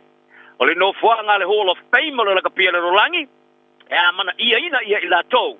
E mata ina se la tau sau li ta along le kapia vai tai mo la tau taleni. Au wha pe fo na wha iloi tu tau o i tu le leo le atina ino le tau le leo le kapia, wha anau naunga, mausali, a mio polea, ma le whaalolo. O le ato lima o le a whaamawina o le atu swafa o le a ato ieri se lau fitu maltasi o swafa o whaamawina talumai o na amteina ili luafe ma le ono. DJ Forbes o whaatulungaina o tangata lona se lau ono sumalvalu e whaamawina ili no whanga. O ia stasi o tama bido silo na lau le lakapite to fitu mo ni sila ma le rolangi. Ili sili ama le sfutu sanga ta amata mai le luafe ma le ono se yo o ina tautau ono se evae ia meo le luafe se ma le fitu. E vaus fruiva fasalonga o tamarisanga te to fitu sa ta aloai. Lima se lau sfuma le luatalonga. Se lau lima se ma le tonu skoa sa ia maua ma le teleopime. Luas fulu ono tamarisanga sa manu malo ai. Ono champino fasalonga o tamarisanga sa manu malo ai. Kasi le pine auro ta alonga malo le tau pulenga le luafe sfulu. Pine siliva le luafe sulfa. Ma le champini le ipo le rolangi le kapite to fitu o le luafe ma suma tolu. Sa fili foi. O le tamatalo le kapite to fitu le rolangi le luafe ma balu. O Chris Laidlaw, o le tangata luna se lau fitu matasi o whaabawina le suafa i lea no whanga. O le malanga tamilo le aula kapia le lio na Peritania Australia o whaata o toina e ta alo e masi au filia mai tamata alo. E iei tupu anga poliki ma tupu anga Pasifika. O se vaenga o le malanga tamilo i le tausang fau. Sa tu e ta alo ia lea au masi ma le awal Melbourne Rebels i le asolus fulo i ulai. Pita. O le awal le tamarisanga stupa la kapi Pasifika o whaata ape. Whaalia le ovise silo la kapi Australia Field War. E nati talo se o la to sinat ia inisto tamata alo longolongoa i le au whiri. Sa ia longoa i le lominga le Sydney Morning Herald. O lo ia inisto i ngō longolongoa e tupu anga o tangata mua le ele po le First Nations le ia po le apoliki foi a Australia. O le memana na oai. O le ia le o tamata alo e tupu anga Pasifika ma tangata apoliki. E mawhaura ta alo mo Australia ma se vaenga o tamata alo lau loa ina ia maulunga i se to sinatu tangata. Sa whaamanu ia foi e war. O lo ia turi tamata alo whaavao malo ni Sila. O lo ta alo i kalapu ia tunu i whafo. E leo whaatango na toi whiriwhiri e o Blacks mo le au whaavasa tasi mane. Ale Anzac team. E tu whaatase ma tamata alo Australia ta alo ai male liona Peritania. I lasa sumane lua yu lai. E ulava e lei whaelo e war ia ni ngoa ai o tamai pio Richie Maonga. Ma Shannon Frizzell o ta alo kalapu Japani ma Aaron Smith. O li taia ma ta alonga. O li taia ma ta alonga whaavao malo. O lo ta alo foi Japani e whaonoangi ai. O valo ia le lakapia Australia, o le iwo ta alonga le liona o le na malanga tamila Australia. O le avea ma se malanga tamila pitu silo na matamataina te ngati Malai. E le silia male afa miliona o le aiai i Malai. Tala nao ne yaso, mawatang ta umba no sai male anga lofa, so i foia mo ne yaso. Ua na o le Radio Samoa se furulima iwa toru a mo e tautuaina o e ilaungangana fitu aso le vai aso.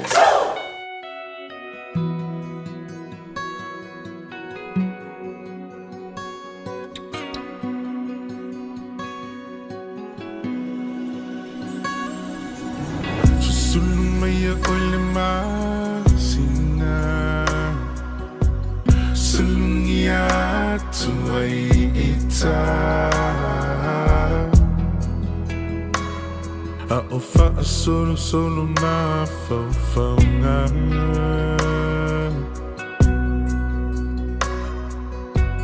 Fe pula fi mai fitu o le langi Angi malu mai le matangi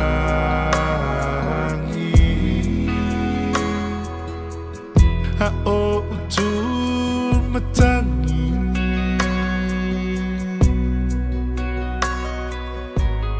La upenina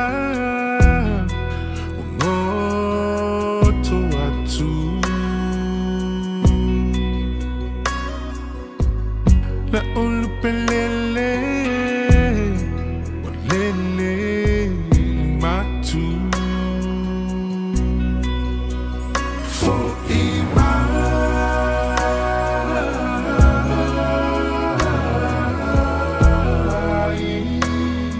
to my beleno for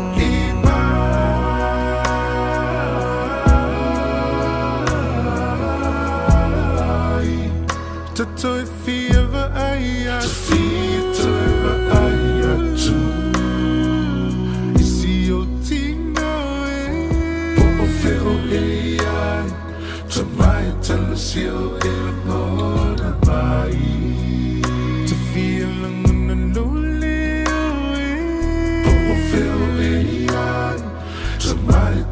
sio ilo mai.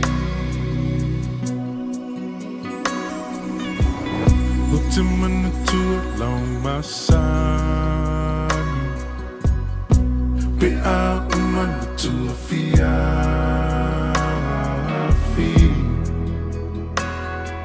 Fa ai u ise upua popo ai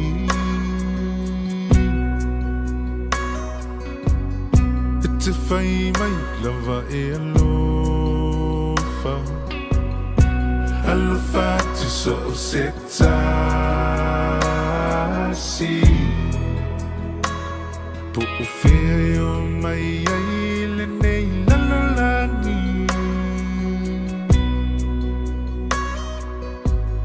La ufana pele no Ya o to fe alofani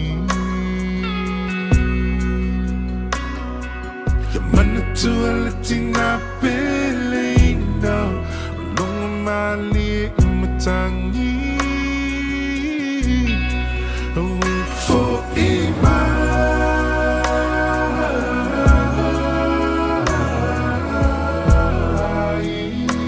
No utama pelena For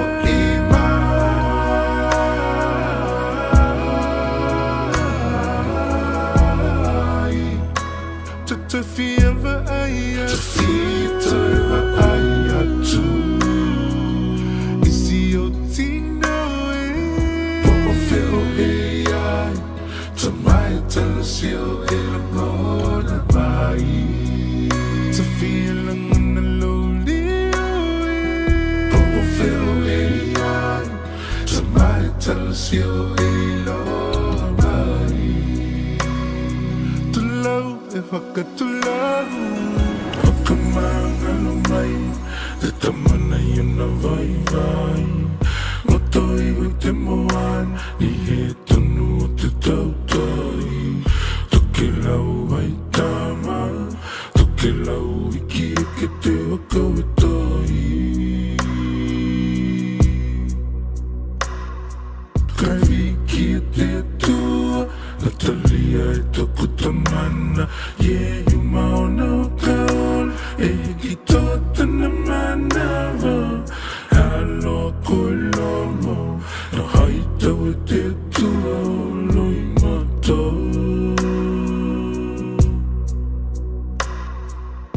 E mihi alele koe te tamana I tenei o langa Te hita e wakalanga atu Ki tau kalanga For imai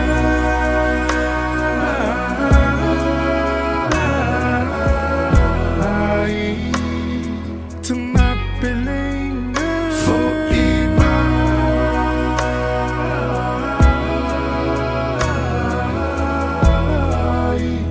Tato e fieva aia Fito e va aia tu Isi o tino e Popo feo e ai Tamai tala sio e amona mai E tamisi e loli e Popo feo e ai Tamai tala sio e lona mai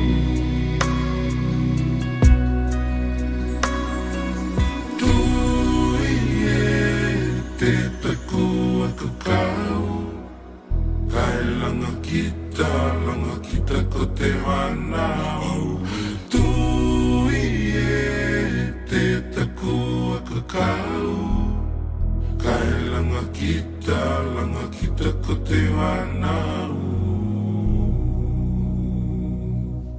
E te aloha E hainga tai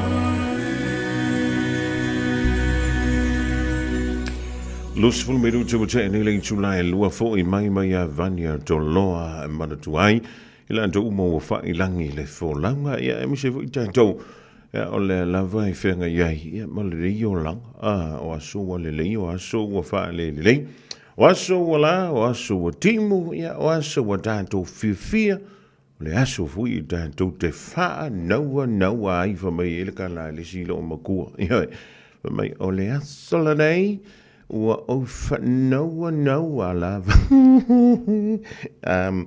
Tala whātui nahi Adelaide, alo mahu toma i eleu so ia pa o Filippo Pinati Williams, ia loa li le on sai, ma ua tala o le te whaanga singa sea, toanga inua whala au si usfoi. Caroline Tuala, ia before Herbie Tuala tama langi mala inga le mahu toma i na i Compton, i California, i America. O tu umalelunga i oi, stamp your anchor, and drink your Devondale, oi, tu mada tua pepa susu na i Samoa. Sa kulika i ka foi lele alo fa ka pepa susu. A me le pepa susu ngai lang pa e ma lang mong. A ngai e ma le povi le piko no. Oi. Ia nga le iloa ka ule ngore pepa susu fa mai.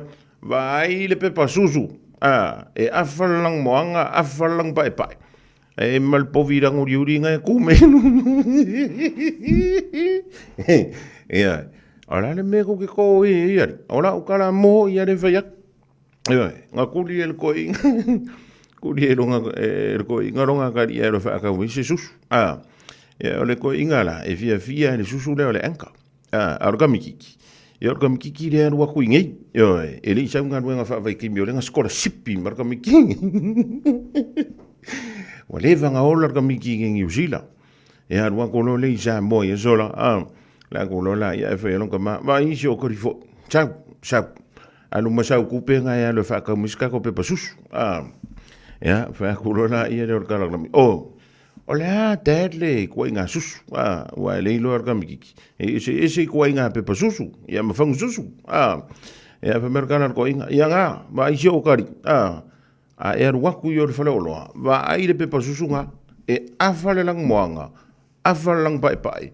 E mal povila po lang uri ngai pipi me ru o le pepa susuanga si o kama e le kai nga suia. Fa nga le tau le Pacific Easy le masina to November. Ma wailo ba no te manu malo ai fa longa tupe e fast food tana o saunia mo ana paanga. E luas food fa longa mo Samoa, luas food fo fa longa mo tato i New Zealand. E se ina fa longa se fulu asto nai o va yaso te tasi. Mana tu lo fa o pe tato fa to na le lima tala pe fa nga ina Pacific Easy mobile app. E fa tino ai o tupe fa mo moli mai lo telefoni fe be ai. O lo no fo le tato direct transfer e ti posi mai lo tupe le tato account ma fa mali ina facili i lungo le telefoni ma fa tino ile la fa ina lo tupe ai nga fa beto mo le tongi no pili o le vai moli mai si au nanga Samoa o lo ma fa ina fa tino le tato au nanga o le easy pay asiasi mai lo le tato ofisa o Tara o Tahu ma le tolanga fa tau i mangele pe va la mai le telefoni o Barcelona o tasiono no mo se la la tatu ya te o pe fa nga le tato app po le direct transfer e fa sa o lo taimi a mo se o tanga ta fo le pensini Pacific Easy o la paanga mo tupe fa mo moli Samoa. Awani MBC fa sala lawa tu sa o la Radio Samoa le tamor sanga teto fitu al balisi Pacific Sevens lua fe lo sumar farm. Bale balai o le Manuka Rovers i mangele ile aso tona i lua se fulu tolo November. Tele au mai Samoa ma le Pasifika o le a waili nei fa moi. Ua mawhai ona au inatu ona o le langolango mai a company name. Moana Rentals, The Fono, Chimana Wholesale Orders, Pacifica Family Health Group. Mana tua le malisi Pacific Sevens o le lua fe lusu mar farm. Aso tona i luas fulu tolo November. I lunga le Facebook ma le YouTube ale Radio Samoa.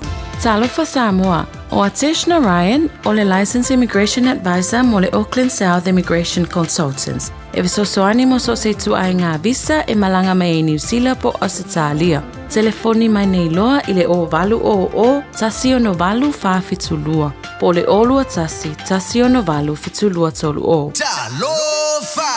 A few mai, tala mai au, i le tato fale oloa o le Taro Market. O oloa umalo o maua i le Taro Market e au mai sa o lava mai Samoa. Maua le talo, ulu, e si mato i pula manaia. Maua le umu tamu mata, fai Samoa, ama Samoa, koko Samoa, kipsaina, mas popo, fuku Samoa, tau wanga. male telo isolo ailen ataina olo ia ifo ilo ofisa o le Samoa Finance Money Transfer mo tupe lafo i Samoa America Samoa ma Australia se fatali mai le umatu e ma fai fo io na fire bookings mo le fale tali malo o le Samoa Tradition Resort ia pia mau le discount fapitoa pe a file booking i le Taro Market mo le fale tali malo le Taro Market unit lua pa lua lima Fairmont i Otara au Kilani telefoni valuono iva fitu lima lua lua po le olo tasi valuono tasi tolu ono ono.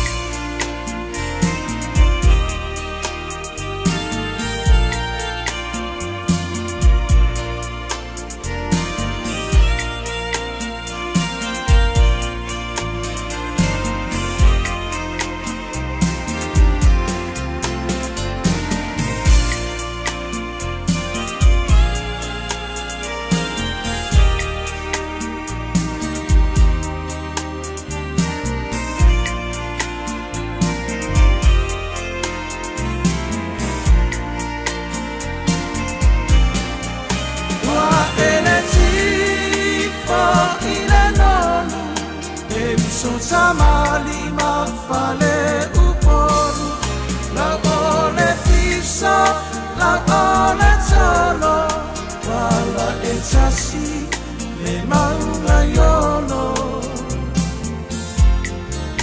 la fa alo alo ele mafaina ngala ile rosu wacho fu iliu ai uacha nei ifui ono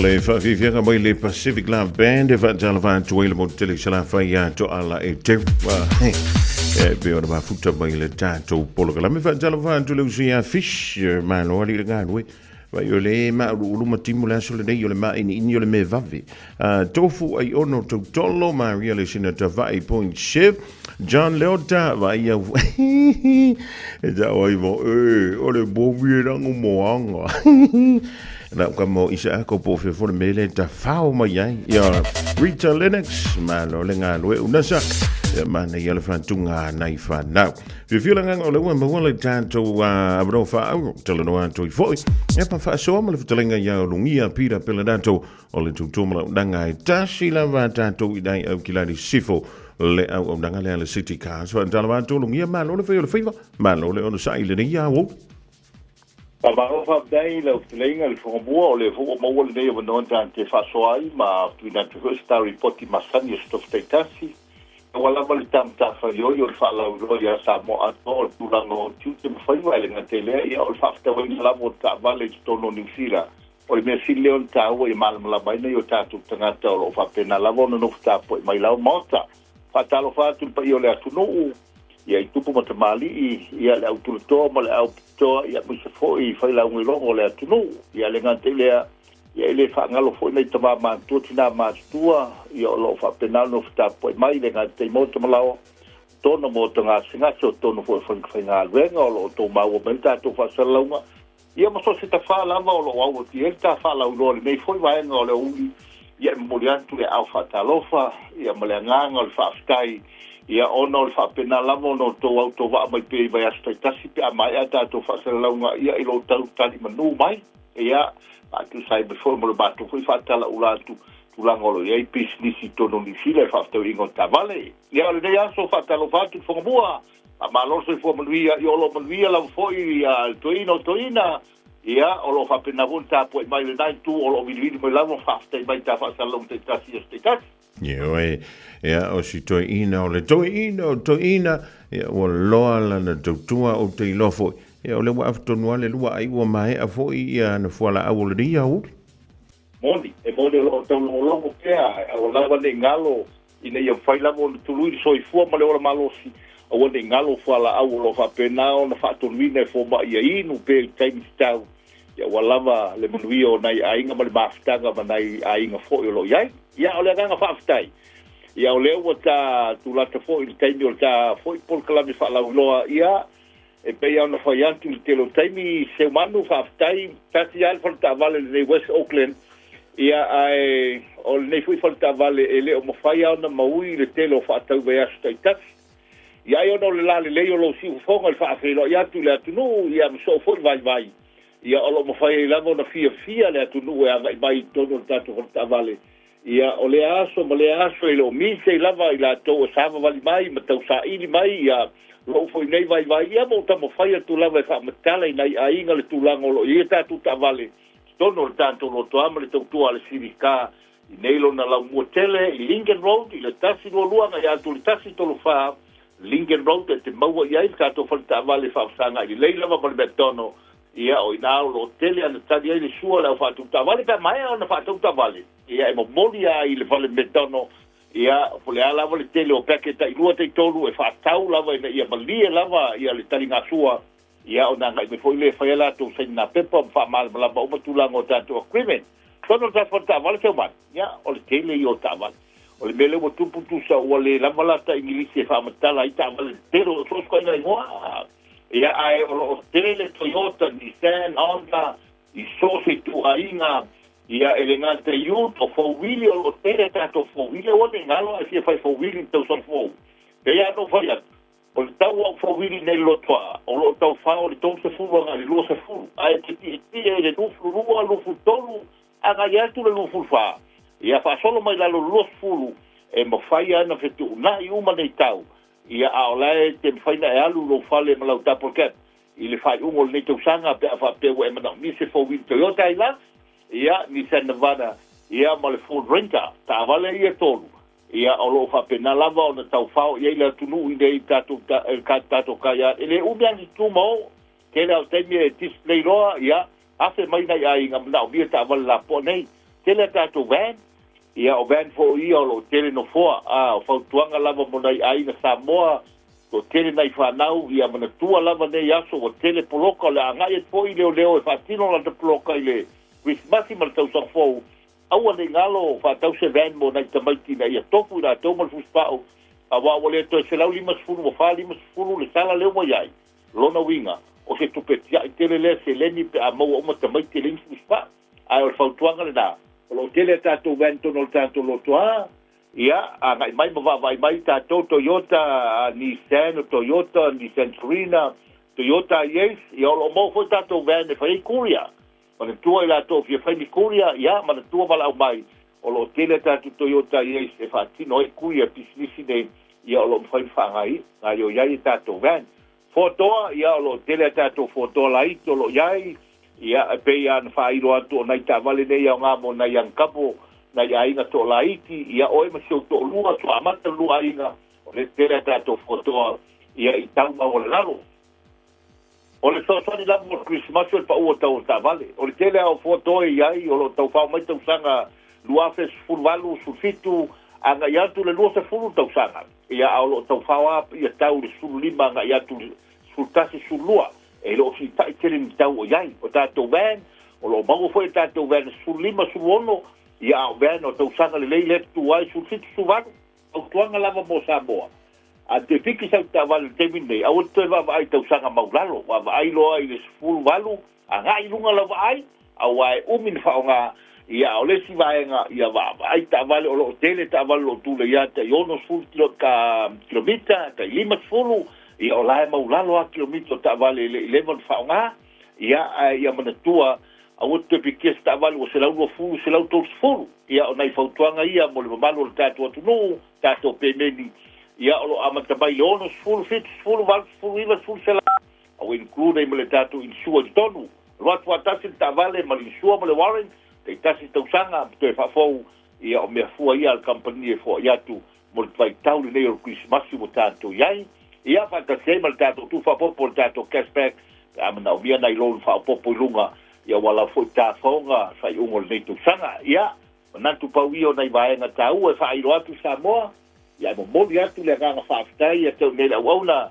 ia whaaftai tele lava Samoa, lo tō mali mai matala au mai, ia ua manuia i fōi le nei tua le waunanga, e ala lo tō whaatasi mai, ia mali tau tu atu, le tasi lima i watolu amo, whairo atu tūlanga lo yeli pisini sirsidika, i lona ai tele nei Lincoln Road i le West Auckland. Ia, mala au mai ulungia al tātou numera o le olu atasi o valvalu fitu lua fitu lua, so staimi lua so fitu aso le vaiaso, e maua lava au so staimi, mala numera le tātou company o le o iwa lua taslima walu iwa lua fitu, mala au mai ai mala tātou website ia o le www.citycar.nz ia o vaenga na ilo ia i ta'avale o lo tele lunga wa umana update umana tātou ta'avale. Nei vaenga ia whaapteite lama se o manu mo lo mātua manoa, ia mo li atu le so i fua male ola e mo se fua le onanga i te mo tolu. Tiu te whaaftai, mania nei aso. Sorry for my maruia talinga ia tongi sia ia ia wa vaila ia le pisi le wa mosisia ko marengo o lungia e masanga tongisia ala ngala pe ka fiolo lo kurungia tongisia o lungia pira lato le tautu o nang ale city kasi dai au kilani sifo fa e motasi antu la lantu tu antu silea o le tasi lua pa tasi tolu fa Lincoln Road ile pito no uleo Henderson vala au yele ovolu selau lua fitu tolu fitu va ovolu selau lua fitu tolu fitu valo ea esa ili eiso sa ile nei fo i vai tau tu lanta ia Sofia ma tanto talinga malo ya o lo fianga yaipe o lo sauni e jiele pa ia malo lo tanto tu Radio Samoa. Taslima Ivatolu. Ama.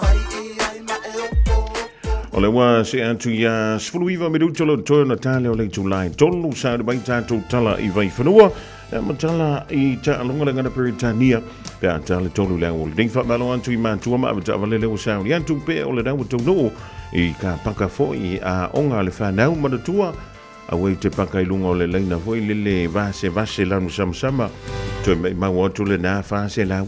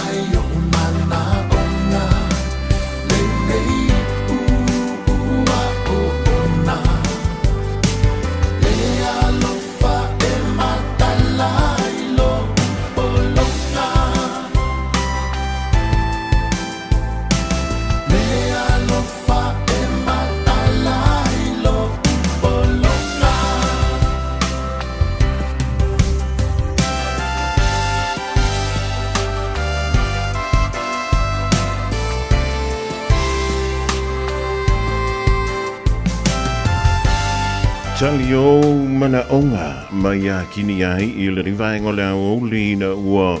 So is full fami du ton talo le tula e tolu ya ta fo le tolu na udan tula tala i vai funua ma tala talo le ngana pereta nia. Ya a fe le vuta ma to le rivaenga le so ma lo so ifu ma le rangiema o le vuto ela na tolu mai na iwanga pe tu san le o le fo. O le te ala titi o le lua a ia pe le tai na fo le lua. Pa sangwai la vale nama ulu le la vai o le timi o le la ma toni o kilani supt ya o le faima ma ulu lo no winga na fu ye faima ma se lungo le awal tele to e fa talo fa to le fa funga anga male tampo inga le antuno ya mi se le va to ma to ma ta le da wanga ya to piki ya le fa na wa onga to wa yo onga lo to mi stemi ya ona fa mai fu le wa onga ole neia vayaso a tonu e leo toi po ia se lilo fo i le tampo i ngā Samoa i le tamu whainga e pe o nā ngā ia tuai. Ia nisi o teitai, ia e mise fo nisi o ona pa ia le tua. Ia ma le pa ia le silasi o Samoa. I le whaintonga lona tolu o le Samoa Citizenship Bill e pe ona langolangoina e le tele o pāti tono o le Parliamene o Lusila ma pāsi aloa ia i le aso nafi. Ya, o lela ua sauni atu nei. Ia le lo ia sili, ia ma le la tofo ia office. E toe va aile le. Nge kia ua iei se makai kusi se, ia ma iei fo i se vaenga ua ngalo, ia pe ua misi fo. Ia ai le i sei ni aloa ia. Faa le tula fono, ia le tātou pili lea. E ave e se ai le tula fono, o le tūsanga ia feiva se lau valu se funu. Leana ave se ai ia se seni, o nisi fo i o tangata Samoa. Lea sa soi fuane i le vai o tūsanga. O lea whiwa se lau luas fulma le whahanga i lea whiwa se lau whas fulma leiva. A o pule ai e New Zealand Samoa i lalo o le malo si anga o le malo tele o Peretania. Ia, o le talai pe ora whaitoa toi le rivaenga o le awu. O le nipili, o le toi whaatuma winai ia le awala mo le anga i antu le i le citizeni. Ia mo nisi o tangatanu o Samoa. Le na ve se ai na tu sanga ua tuana yantu ya to tele le malu le tru le sa awe yantu i le lo i le mo fono le Parliamene ya o le to telefo i le na fa li lo la to lango lang sua i le tanto wa penga te fa i lang ya anto ai fo malunga o le social media ya o le pili o le tu la fono le sai ona o le tu la fono e afi se la valulu Western Samoa Act ave se ai la va enga ia. Ja, o le saunanga la le sunga i le li whaipule o le Party le Greens. Le li i tuiono, o le na i ta uai. Ia o le tali atu lea i lea whainga, le whitaui. Ia ma se seitele. E pe o le whaatu ina le whainga malo le na tausanga o le awhiwa se lau, valu se folu ma le lua. Ia, mai o ila tau la le na soifuane i le vale o tausanga ia. O lo iei le tala, fa mai masano e lano i fo le whaafi, ia lau whaingo i lātou, le na soi fuane i tutonu o le vai o tūsanga. O le fo i lo whaitau atu se tasi o tūsusinga, e mai e alona tūsia, wha le tūla fono, e le masainia e le lo i sili o le malo New Zealand, ia le pili le nei wha le tūla fono, e ma whai ona apalai iai, ia i lātou, o lea e anga vaa, i lea fo i tūlafon, mai lea solua o le vai so fōng. O i la tau ia e anga wā, ia e mawhai ona tūsi tālo sanga, mai mawhai ona tālo sanga a mata mai i le vai so fōng. E le ngantau i la tau, le na soi fuane i tau sanga ia o lo au mau tono New Zealand. Ai whapea fō, ia nisi o tātou tangata, o lo whapea leo na au mau, ma soi fuapea i to tonu o lo tātou o tonu i Samoa. Ia, o le tūlanga la nai pi o nei. Ia, le langona hui le leo le fia. E ui a ua whaisina tuai. Antonu o le to te lewa wha i langi le fōlanga. Ai whawhetai o lewa iei lea swinga. Mō nei o tātou tangata o le whaasa o ina lea. Ia, o ngai mea, mai se fui e si vahenga lea. Ia, lenga kope ngā kausanga watu na iatu. E toi no fōnei mai sila mai va ai iei le te leo le swinga o New Zealand le bele wa iei. O le whaatita ingo lea so lulu, lea so nafi, lea, lena, ui lea so lua, lena tau nuu atu ile solo tele a tangata whenua. E peo na tau la mua ile pāti lea vaenga whai ale te pāti Māori. Saulawa mai le tumutumu o New Zealand, e o ile lau mua i Wellington. Whai ta wafe mawhi tangata, ia o lena whaalia lo la tau te ena o le pili, o lena tu ina mai. E le tai o le whaafale tui po le pāti le act, le sunga ia David C. Moore. E uiala o lena whaape mai le afo, le to te leo pāti. O le ala tau langolongo ina le whaitonga momu o le nei pili. O le pili, ia e ono a vea ai tangata maoli. Nga umanga pei o fo ala ko settlements, i me fo i e santu tupu ia sola. Ia, fa mai le pili. O le a launga tasia tangata whenua, ma so si tangata ua whaingoina o tangata New Zealand. Longa winga o le a le kukusa whaapea maoli male malo peitai. Nga umanga pei o le settlement. Ia o ngā mailo leo tangata whenua o kusa makangaka laukele. Ara visiri. O ila lela apito irunga. Ia le ngā. O le whamai le pili. A le li i te tai o le act. O le a tū maupea i le pito irunga. Ia le malo o lea vaita. Ia wawa ila i le tali mea tangata. Langa i ki ngā le mea. Eo. E ki ngā le mea lea. O le sau o le skangaka whai mai. E ka kaurang kukusa ka i anka. E uilawa. O loa whangua le ki a. Ioi. Ianga. O se mea fui le whaingata. O na talia. Ngofi. Ia o ngoi. E le o la kourenga mō mai. O le wanga o mainga i kanga ka mau. Ngā lurua i whangu. A le fuka o mai anga fie whamai. O lea o le a wha kusa umakaka uma. I lalo le teu o le tū la whanu. Kālo whai. Ia sika ko whakalipo le ale meo lea o ki eka ko aka ki whangaranga. Tasilima i watolu amo. Radio Samoa.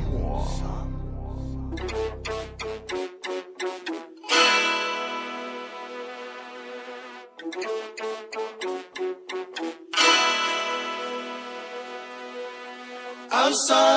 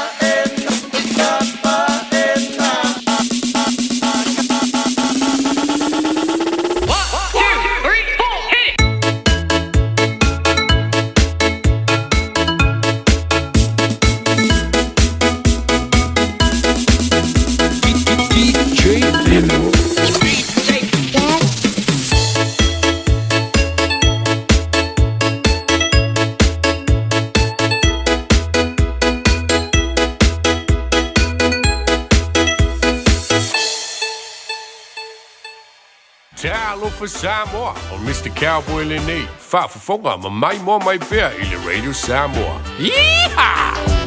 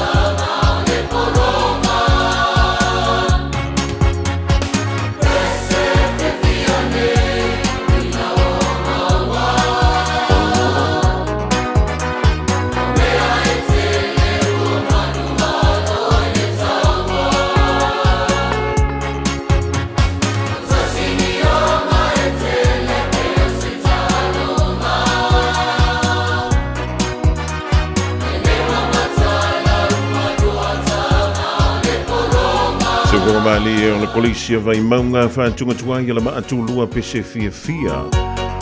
O le toi whaupopo antu I le tulanga peo na iaia le talale na avantu mua mua. Ia ila antouia e anga vaa. Ia mo le tustalo sanga po I le sitiseni. Pe a whaatu la foroina loa ia le sitiseni le mo ila tuna ave sea. E le tula fono le afiu se lau valu se fulu le lua. O le ana whapea o na sauno iai ia te anau tuiono le whaipulele o le Greensland to e o nātu le pili le tono le pāle bene. E ma whai o na tūstala sanga i tangan Samoa lo soi fui tono New Zealand a to ai ma Samoa o lo anga waa o lo au mau tono Samoa. Lua le whionga ia anai a whaanai ia o se tasi leo su ia whaipule tuai. Ia sa ia foi tono le pale mene o ia foi le na fina wina ia le nei lava mata upu I le lanta le I le tolu se fulu tausanga o le foi sa ia fa mauni mai e ma fai pe a fa tu la fonoinda e a pe a mai a na saini le kovana o le balo New Zealand I le vai so fo na ona fai mai ia o on kako ma fai nga apalai ngi New Zealand e ma fai foi ona tusi tano sanga I la tōolo o au mauai I le teiminei ai anga waa I to tonu o Samoa I le tula fono lava le tasi.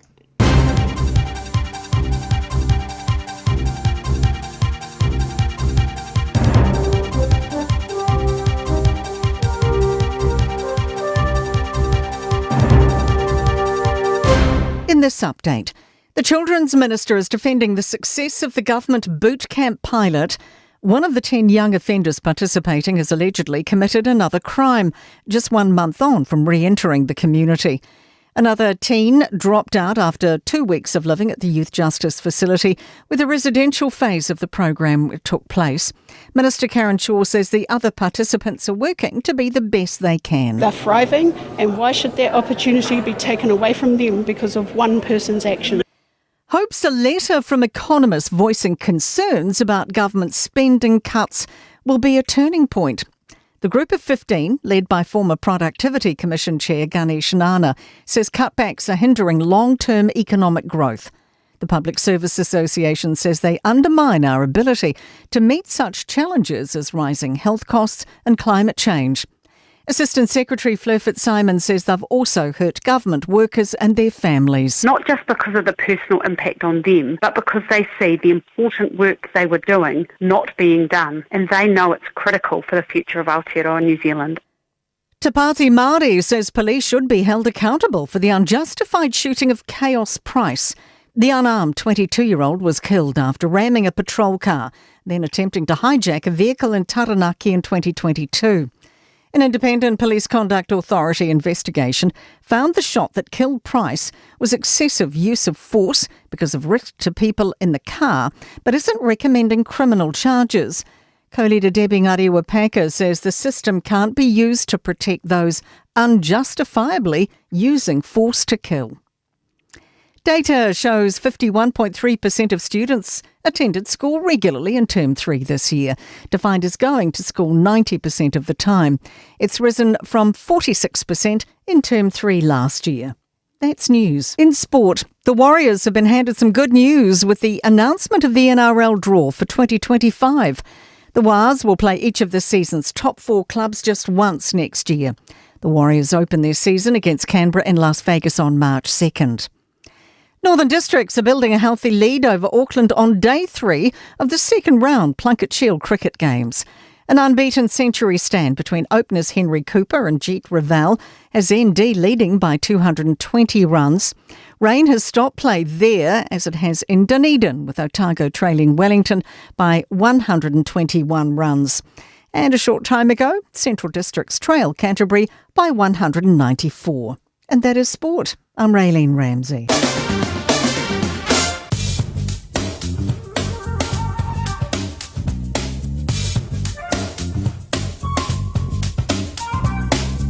Whatalo whatua lau tala nei o le tau mo le so ma le aso atai au. Wingo le tau mo le so, e matele na ua i nisio taimi ma o le ato ulu vavasolo ai nai timu. Pei tai o le ato e langi le tau i le awa uli ma le afiafi. E ange mai savili me le tu sau te isi fo le ato nuu, mai whaatupula ia lo na malosi i nisio vaengo le ato nuu. Vevela whamawina mo le so e sulu iwa tikeri ma le malulu e se fulu tasi tikeri. O le angoto i fo le la i le afiafi ana nei le fulu ono minute te ai le tu lai valu. Mo le aso tai au le asfarele o le alangi le tau se ivangana ai na iau e ufitia le langi i le afiafi. E angi mai savili mai tu sau te sifo le atunu, ma o le vevela o le aiai le atunu esfulu iwa tikeri, ma le malulu esfulu fa tikeri. O le auswa ele la i le tai au a tai au i le toi 2 minute le tu lai ono, ma o le angoto ifo i le esfulu fitu minute te ai le tu lai valu i le afiafia tai au. Ma o lau tala na o le tau mo le so mo le aso a tai au. Hey, hey! Awa ni MBC Fasala lawa tu sa ola Radio Samoa le tamar sanga teto fitu ale balisi Pacific Sevens lua fe lo sumar farm Wale balai ole Manuka Rovers i mangele ile asotona i lua se fulu tolo November. Tele au mai Samoa male Pasifika ole a waile nei fa moi moi. Ua mawhai ona au inatu ona ole langalonga mai a company name. Moana Rentals, The Fono, Chimana Wholesale Orders, Pacifica Family Health Group. Mana tu ole malisi Pacific Sevens ole lua fe lo sumar farm. Asotona i lua se fulu tolo November. I lunga ole Facebook mani YouTube ale Radio Samoa. I feel lower so sad. Omega Kai, I'm alone more. Omega Kai, Sabaleta Mofie. Omega Kai, Fili my loile. Omega Kai. Omega Cars, lua selau Kebetis Drive i Manukau. Pole telefoni o iwa lua fitu 5 tasi lua. Susu mai Manukau ne. Omega Kai. Umalole Kesile Omega Kai. le R-Dash Travel o le company numera tasi le taungo fio pasese mo fe malanga inga I Samoa fa pe le malanga mai I Samoa I New Zealand nei. A fe de loa I le ofisa o le R-Dash Travel tasi valu lima Great South Road I Manurewa. Pe vili mai I le telefoni tolu iwa lua o fa o o. Tolu iwa lua o fa o o mo le R-Dash Travel. O mana o mie oe po se isi lo a inga se fesoasoani tau fe malanga inga mo New Zealand. I mata au po pe o le vaita mai no whanau po ngā luenga. A whai o lau tali o le ioe, wala au loa Ken Fernieho o le Fern Immigration Services e iaila na laisene. Ma ua silia ma le se fulu lima tau sanga o lana tau tua. E toa tele tangata o fesoasoani iai Ken, I mata upu tau fe malanga inga. E au fia ai mata upu na o atu le tribunal. Ma apili le minister. Tanga iane le mata o Facebook, ma le upenga te whailangi I moli mau. Mo nisi whamtalanga, wala au mai le Fern Immigration Services, ma tala noa ia Luisa, I le oiwa, lua ono lua, tolu lua lima tolu. Lua ono lua, tolu lua lima tolu. Po le o lua tasi, tasi lima tasi, o lima.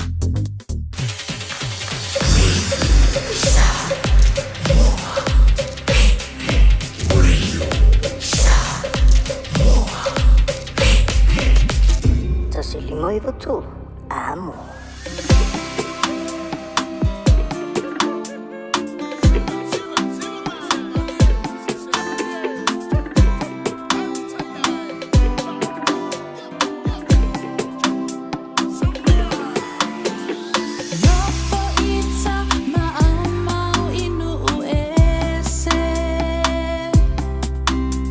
Ai lea mawhai na ngalo oe Samoa le pele.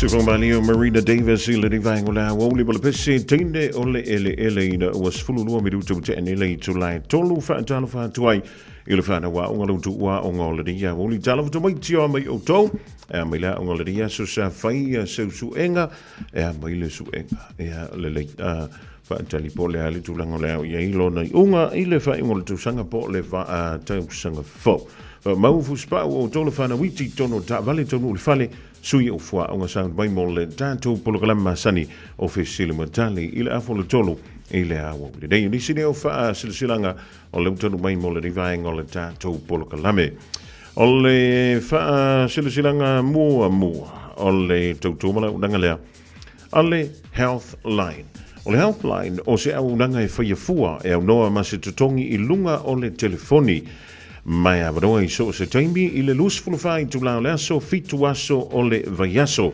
A whaio e mai po seisi foi e te alofa iai wa mai e ma whaio na e wala au le Healthline e le aise tutongi wala au iei le o walu se lau ono tasi ono o walu se lau ono tasi ono ea le la tu numera na ma whai ona e wala au iai ea awala wala le sia ki ina lea o lau soifua malolo ina e mawhai ia ona awantu ia whautuanga mole soifua malolo ina ia po leisi ngā ngai o inga te whaia mai i tausi mai mafo mai ua lesi talaina feseli mos whaam tala upu pe a e fia tala noa i lau lavanga ngana a wae maua lea feso soani e leisi tongi o whaam tala upu monga ngana ale Pasifika e leisi mafuanga i te whaantali ai se ia e mai tele ona ftua e telefoni lea wala au loa le Healthline i le teimi dei bea a whio nei te wha mai o valu se lau ono tasi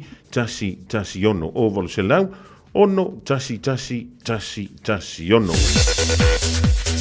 ma le tanto whaalinga ma mulimuli a wuri ngalo sa lo minga o le tusi o le songa fantasi e ma se lo minga o le vau filifili e ma wai whaalo penga o Samoa i sifo tutuila ma manua o nisi o tala tu o Samoa o ala ngā upu o le matafa yo le matai le whainga o whaale walawe pe o whai poi ponga ma liu o leo singo a inga vesila whainga o Paulo o si whaaloalo o whaalanginga o e kālisia e ma le tele o le ngangana o whaaloalonga e fitu se fulu tala le tau na o lau Visual Radio Samoa e te mawai ia se lominga o tātou tusina a whio mai le tolu pā tolu ono Hobble Avenue i Manu Kaunei ia o lo iei le tātou o fisa ai monisi whaamtalanga e le leilo wala mai le tātou numera masanina o le lua ono lua tasi lima iwa tolu lua ono lua tasi lima iwa tolu o le nā ua tatala atu manatua e tatala le tātou o fisa i teimi whainga aluenga masani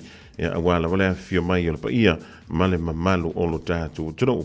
Ia, pētanga isa aulunga o le shopradio.samoa.co.nz shopradio.samoa.co.nz e whai mai ai sau oka. O nisi reo tātou whaalinga lau tonu mai le rivaenga le awoli ina was fululima ma le awha minute o te ai le tonu e le tātou wa malo whaalolongia o loo sauri mai se taimi e leo toe mamao. Radio Samoa Tasi mai batolu amo Radio Samoa Tasi mai batolu amo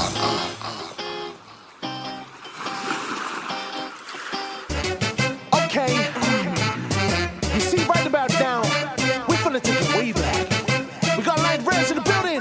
6, 5, 1. Way now, bada boom, bada bing, that stories of tone coming to that. Too good, no control, I'm a simulator. 651 lion, this collaborator. Someone left hook, coming to my data. Eastside, P-Town, 5024, click, Creekside, shout out to my brotherhood, I'm homesick. But you know this, you got me singing la la la, ta ta la la la.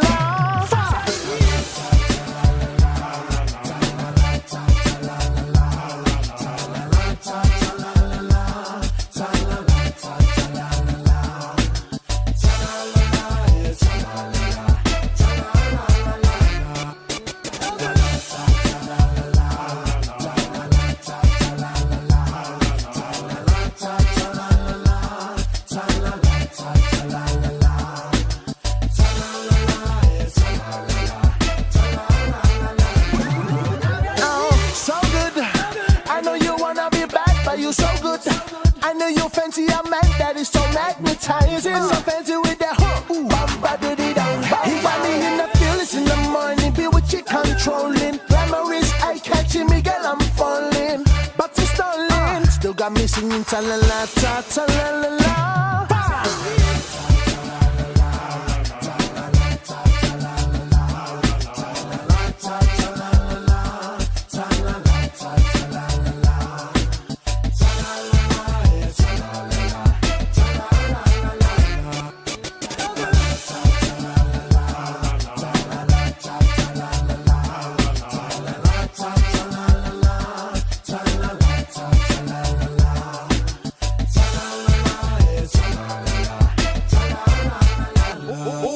Boom, boom, you feel like you on a regular. The way your beauty stands out, be telling ya. Woman, those eyes got the feels all over your face. Speaking your body language, cause they feeling the same. Come to a little closer. Pick up your voice for me, see. Put out the fires, getting hotter up in here. We can't cooperate, someone you can't disappear. Oh, no, nobody's in the chance, get your right, cause you are mine. One and only one in the area. Where no lion, watch it.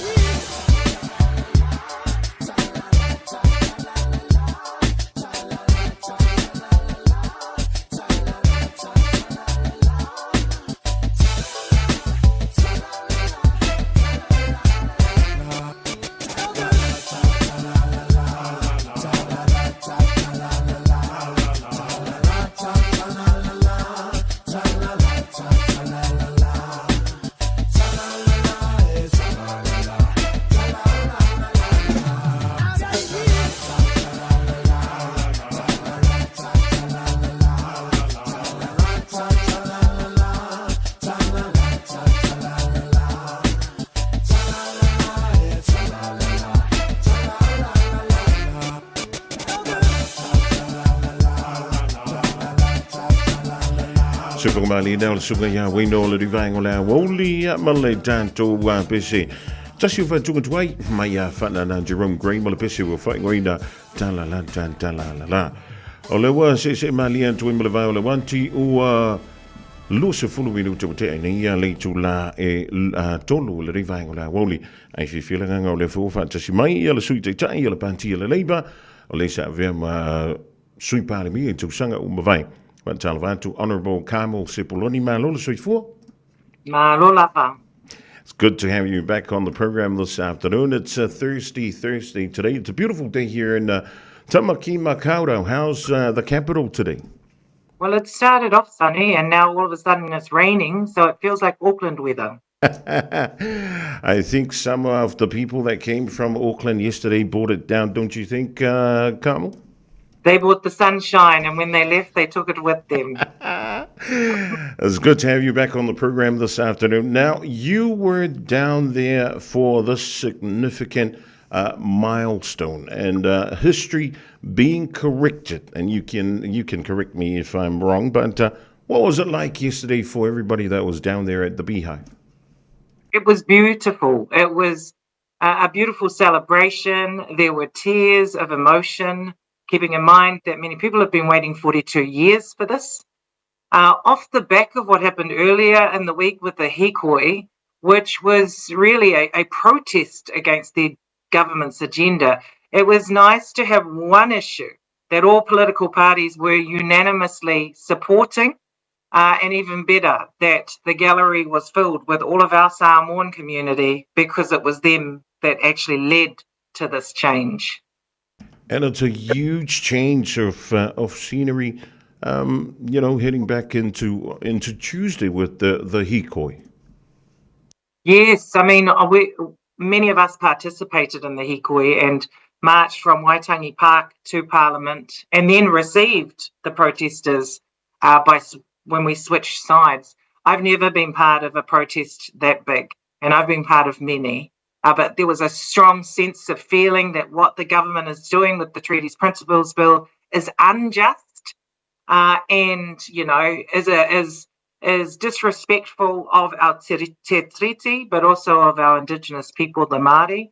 And so to have the next day a bill that set out to correct an injustice, I think was a real different. It was just an amazing contrast, I guess. You being a Samoan, what did it mean to you, this bill that's been read for the third time yesterday? It meant a lot. It's not just about this one particular issue. It is about that treaty of friendship, New Zealand's relationship with Samoa, the many ways in which the New Zealand government over the course of our history has dishonoured that treaty and dishonoured that relationship. It also meant a lot because when we made the Dawn Raids apology, the intention was that that would be a living apology and that we would continually look for policies, for laws, for ways in which we could fund initiatives that actually upheld the spirit of that apology. Now, this is just one other action, but a very important one. And the point I wanted to make in the House was that that apology didn't start and finish on the day, and there is more that needs to occur after the passing of this important bill. Now, a lot of Samoans, especially in Samoa, are saying that this bill is a waste of time. Are there any benefits for having citizenship for our elderly people? Well, there is. Some want to come and live here with extended family. There are some that have children here but haven't been able to move here. It is a right that is being reinstated, and I think that's important to note. Now, I think the point that's been made by many people, though, is they felt that the bill could have gone further. And there were a couple of things that we did push for, Labor and the Greens, that we weren't able to get over the line. One was that we thought that the application process should be free for those people applying. That wasn't able to be agreed upon. However, what we did get was agreement that anyone who has a successful application will be refunded for that application. The other thing we tried to get over the line was eligibility for descendants of those born between 24 and 49, anyone that was a descendant born up until 1962, that they also be covered. But unfortunately, we weren't able to get that over the line. And then there were other issues that were raised that couldn't be covered by this bill, but I think all political parties should pick up on, and that is visas from Samoa to New Zealand, the quota, and the fact that it's so difficult to get the employment and everything else that comes with being drawn from the quota. And actually every year the quota places are never filled, but they don't carry over. So there were a whole lot of other issues that we think that need to be picked up. And even Chris Hipkins himself, when he spoke in the House, said that Labor commits to picking up those issues and exploring them. Very good. Now, apparently there are three categories for those who are eligible. Can you elaborate on this? Well, there is the spouses. There are those that were born during that period of time, and then you might need to tell me which is the third category, my friend. I'm still trying to find it. I just got told that there's three, but I'm not too sure. So, anyways, so all those people who are eligible. So when the Governor General signs this into law, when is the nearest date that people can, start applying? Well, actually, interestingly, they were saying that the people will be able to apply from Tuesday next week, is my understanding. The website is ready and up and running. And that the applications will be processed, they expect, within a 30-day period. And I think people from across the House said at the after function or in the House that if our community have any issues with going through the application process, then feel free to reach out to your local members of Parliament. Wherever you live, whoever is your local member of Parliament, reach out to their office if you are having difficulty with accessing or going through the application process, and we can work with people. Given that every political party agreed with this bill, then you would hope that every electorate MP around the country would be able to help. Well, even though with all these things to tie up, it has been quite a journey. Looking at what's been written and what's been said, Arthur Anai started this almost 30 years ago. Yes, and when we look at Arthur, we have to acknowledge his perseverance on this issue, but we also acknowledge Whalemai Lesa, and we acknowledge the cleaners and the workers that got behind her to help pay for the lawyer that took her case forward and ultimately led to proving that through the Treaty of Friendship and the arrangement that had been in place, she was eligible. Of course, that led to the repeal of a citizenship bill in 1982. But I just think what amazing courage and strength and what an amazing demonstration of our people gathering around one of our own and then putting all of their resource around them to support them. So I also acknowledge all of them, some of whom are still alive today. What would have Labour done differently if you guys come back into power in the next couple of years?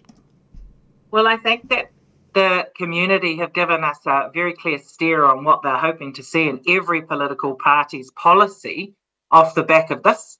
And now is our time for developing our policy. We've got the message loud and clear. We need to go away and work with our Pacific sector and with our policy people and make sure that when we come into the next election, we have a policy that for our Pasifika community that was asked for and that reflects the wishes of the community. And that's what we'll be hoping to do. And what's currently happening in Parliament heading towards this weekend and in the Labour caucus?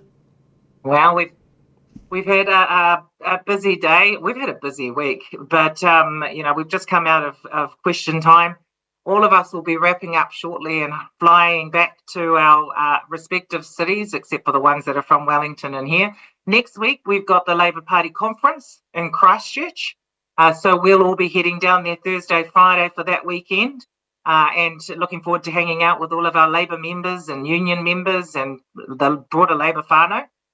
And between now and then, on Saturday, there's the New Dawns performance that's happening across the course of Saturday, which was actually funded from the Dawn Raids Apology funding, where our Pasifika performers, artists will be down at Corbyn's estate at Te Pou Theatre. So I encourage everyone to go to that. My husband, the Fijian, is performing in that too. So there's a lot happening. And despite the fact we're in opposition and we're fighting against so much, we're still going to go out and enjoy our community when we can.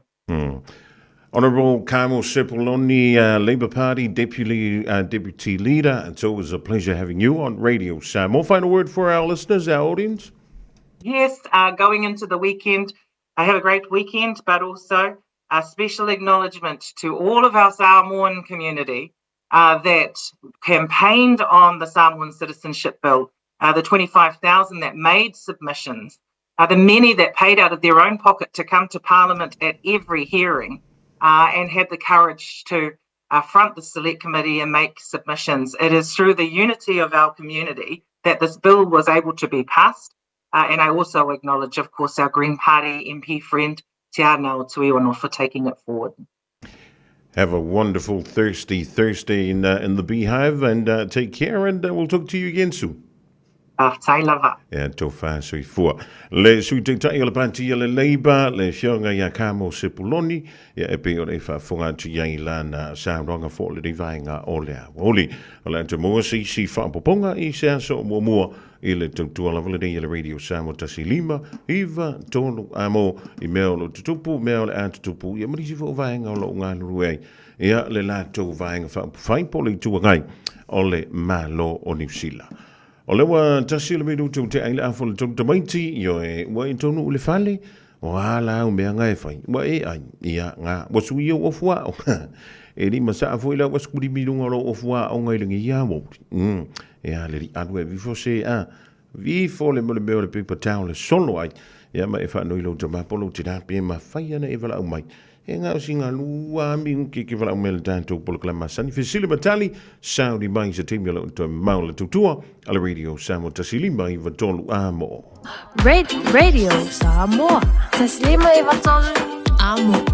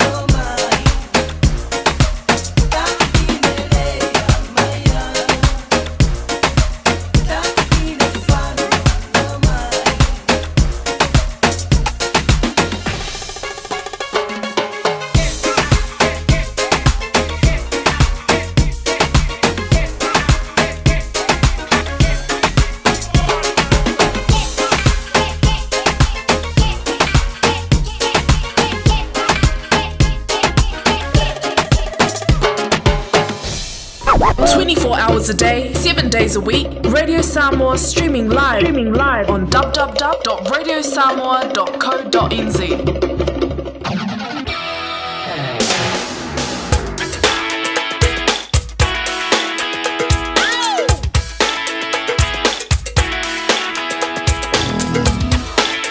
Le temi lunga le wanchi le Radio Samoa le rivango la woli o le wa.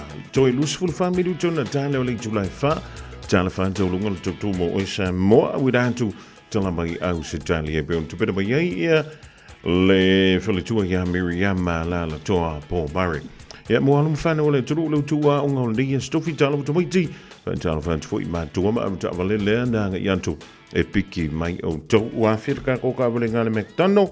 Io nga ngapa wana me o le fasingo lima vo ilele ia mamim tatia vo fia ia o le stuli mire mo le mek pe ala vo fa so ale ai ia o mo sai ai le skuli mire le fa ka ni mai il fan le le ona mo talantu le tantu le na mo to le fa na le ni va ngola woli fa no yo ne mo la mo ile tolu fitu tasi lima i va tolu fitu tasi lima i va tolu ia le tantu no mera manatua au mai ia lau tali sa o PCC ele ma se me te popole na le ia ma se me e ke popole ai foi vai karia uma fa va senga sa o ma se o lau kat ia le fa pele on tu oilo ngo tonu ole tantu wa fo ia ole tantu se ole afaya ile fai unga ole nei fo ia vayaso ia ole wa ile tantu ole lunga le talofa ia oi fu ile sa no Oi varo ma lo le soi fu i varo wa mai oi non le postai ia sa fu so enga le nei yes le oi ia awa wala tu bisa fila unga ver sa faile Killing PE my family. Well, may sa likan ka may Singapore. Sa may ama ko ka no fo.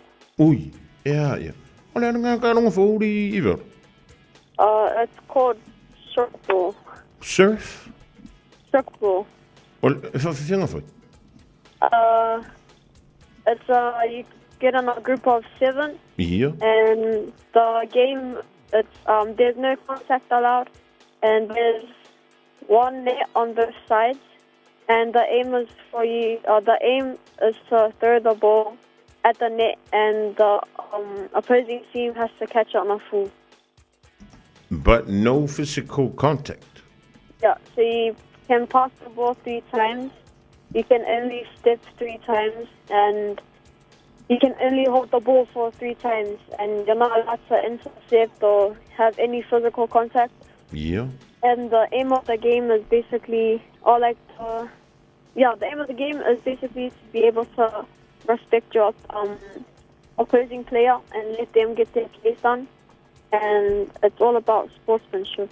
Aha. So 7 players in a team. Yeah. And what do you do? Ole me vanga. So you spread out as a team. Yeah. And you wait for the other team to throw the ball at the net. Once the other team throws the ball at the net, you have to be able to catch it. But if you can't catch it, then that's 1 point towards them. Olo winga to inga goal foi lele pe o goal o le soka. Yeah. Ai to fia la tanga tu i lumo go. Oh no, the net is like it's kind of like a trampoline when you throw something and it bounces back. Right. So you throw it at the net and the ball basically bounces back out, like into the air. Bounces back out into the air. So where do the opposing team stand? They stand in the same area as you, but you just have to be able to spread out. So you throw the ball to the net, yes? Yeah. And then how do you get your points? To get points, you have to throw it at an angle where they can't catch it. Right. They can't catch the ball. Aha. So there's 2 nets on both sides, right? Yep. And you got to throw it towards the net, not the player. No, not a player. Aha. So how many points per mole? Just one. Just one. So was it hard to learn? At first, yes, because we were in our classes are mixed of kids that play different sports, and the sports we played there's mostly contact in it. Yes. So this game was new for us because it was it's like we can't really do anything except stand there and wait for them. Right. Catch the ball. And is the ball soft, or is it? What kind of ball do you guys use? It's kind of like a soccer ball, but just smaller. A soccer ball, a bit smaller. So, is it hard when you hit somebody with it? Yeah. Right. What if you accidentally hit somebody? Is that a penalty? I don't think so. You obviously, are you guys gonna continue learning tomorrow, or was it just today? We get it every week. Okay. So when do you think you guys will be ready with the new game and the new rules? Probably next year, because it is a new sport and there are only a few schools in Auckland that have this opportunity, especially because the man is from Singapore. From Singapore, man. Very, very good. Welcome to the program, and thank you for sharing that experience with us, Ivalda. Leleng o ilunga lena le tamaita ia Ivalda o le mantala no le ta longa fo. To fitu tanga te ta aloi. Wa mai lai fa nga ile mo le polo pisa polo soka. Ai ila titi folo na size pe la titi fo ia le polo fa nga. Nei lo le polo soka le ta aloi fo inisio anu fa na wo sa mo. Ia te to fitu la ni tu, te to fitu le lo no winga o tua tu la ta anolo yele neti. Yeah, le tom failishi e tongi le polo hole. I don't know, is it like have you seen water polo ali Yvonne? Pardon? Have you watched the game water polo? I think so. Yeah. So instead of swimming, do you guys pass the ball around? Yeah. So But you can only pass it 3 times. You can only pass it 3 times, so there's a time limit on the passes. But I think it's got the same principles as soccer, but instead of using your legs, you use your hands. Yeah. So it's similar to water polo. And what else? There's another game that I can't think of. Anyways, was it fun though? Did you guys have fun? Yes. Did anybody hit anybody? No. You're all scared to hit anybody, yeah? Anyways, good to have you on the program. Now, Olaf Silili Tamaiti, Ola Sonafi. Mantua Ifia ia tangata Samoa. Ai Michelov, ai ngo ilato, lena fan and out be so if one. Ile vale or to sang a favor salau lus fulfa. Malafi salau lus a favor salau fast for Mariva. Ole Silila, ole ali ngo ole pili. Ole pili e tu se tu la fono tofa aufilia. Ole na langolongoina, ele tele o pati. Ya ai maise ele tele o fina ngalo fa ia langolongoina ile to mfingalea. Ia mo tangata nu o Samoa i tonu o New Zealand. O le fesilila, o le ale ingoa, o le apili, le ana pasia lona whaitonga lona tonu, i le aso nafi. What is the name of the bill that was passed yesterday on its 3rd reading in Parliament concerning some of our Samoan people? What is the name of the bill? O le ale ingoa o le pili, le ana pasia lona whaitonga lona tonu. Ile aulia nafi. Ile Parliament o New Zealand. Vera? I think it was the Samoa Citizenship Bill. Toi Sautasi? The Samoa Citizenship Bill. And do you know what the Samoan Citizenship Bill is? It was kind of like a bill that was last week. That allows our Samoans to apply for citizenship. Which was taken away there was a law that has now been repealed or is in the process of being repealed or being taken away that was passed in 1982, and that took away the citizenship of the Samoan people that were born in between those years, 1924 to 1949. So the Samoa Citizenship Bill was passed yesterday, and it will become law by early next week. So that means everybody that was born in between those years will get their citizenship back, but they have to apply for it. And it is for people, Samoan people in New Zealand, that are eligible, and those residing in Samoa. Po lai soi fua, ia mautono Samoa, leleng. Wau te tili malamani iwa. Yes. Ia, lena. Leleng, wala mena. O mausu e ngaliwa? Gwele, the writing for tomorrow. Tomorrow, ia. Wa isa uni la mo lausu e ngalea tai? Iri. Ole tai au po le uli fai? Ole, Tai au a ia manu ia te le ala lausu e ngā I vaura. Fa te lele wala au mai mala mafta mai le tātou polo kalame. And have fun. How often do you guys play that game at school? We have every kind of class. Or you can search it. It's spelled TCHOUK. THO? No, TCH. TC, yeah. TCHOUK. Right. I can see it. VALL. So how do you pronounce it? Shukbo. Shukbo. Yeah. Man, that sounds funny when I say it. Anyways, thank you so much for calling Ivalda. Marui tele lau su engai la so tayau. Ya tanto toi filo ai pa mai alo su en. Ja, va taila vela mai lo fan tu mo wil ding if ya fi to much.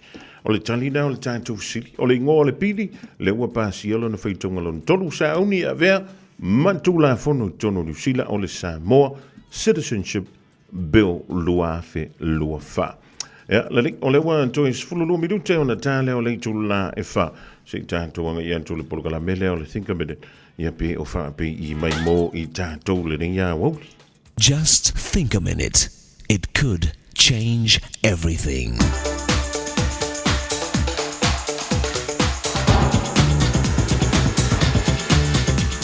Think a minute. Love at first sight is often cured by a second look. A popular song said, "I'd give everything I own for just 1 minute of real love." Deep down, we know we haven't really lived if we haven't loved. So if love is what life's all about, why aren't we better at it by now? Someone said, it's amazing that after thousands of years, we still haven't learned how to love better. Part of our problem is we don't spend much time practicing and actually learning how to love well.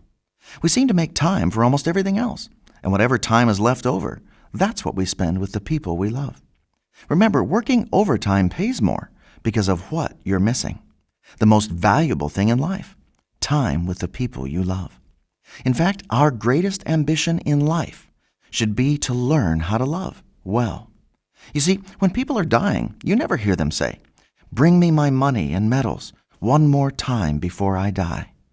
No, the only thing we want during our last moments of life is the people we love, because we know they're the ones who made our life worth living.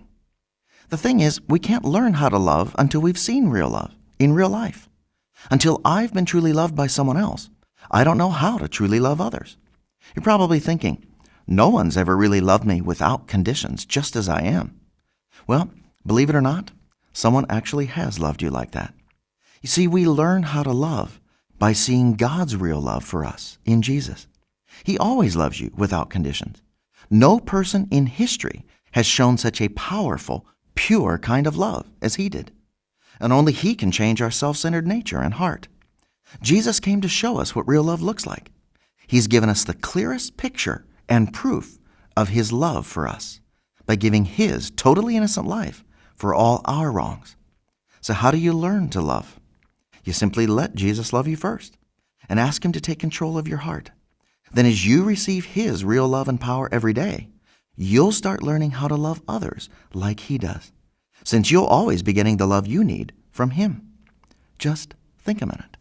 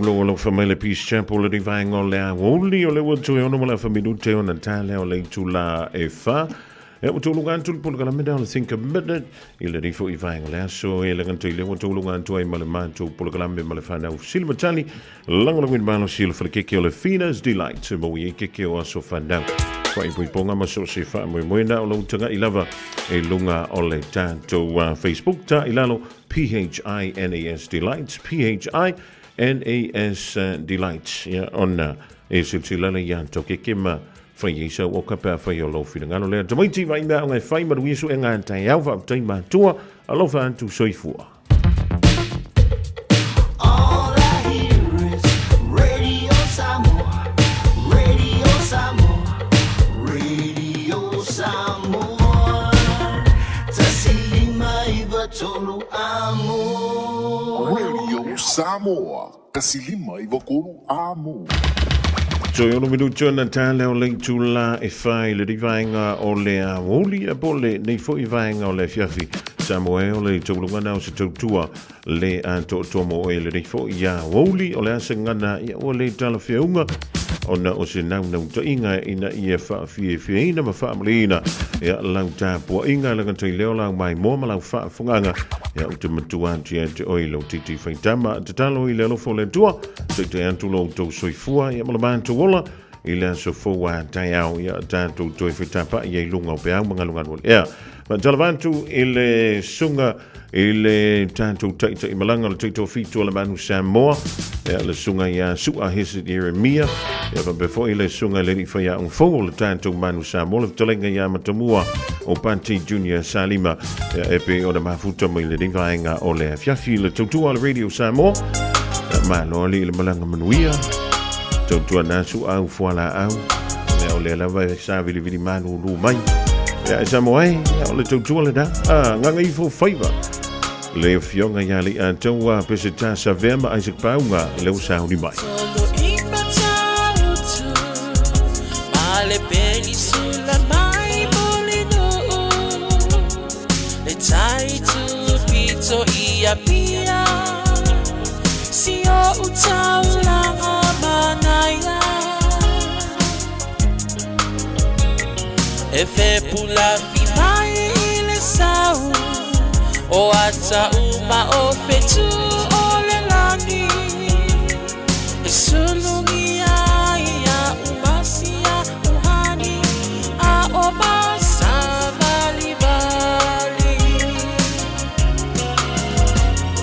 le pasina se Yesu solo ya Samoa no uatulu se ifai mafia fianga ye mama atene mataba olo sisi vai mapepese matata lato tulele a oma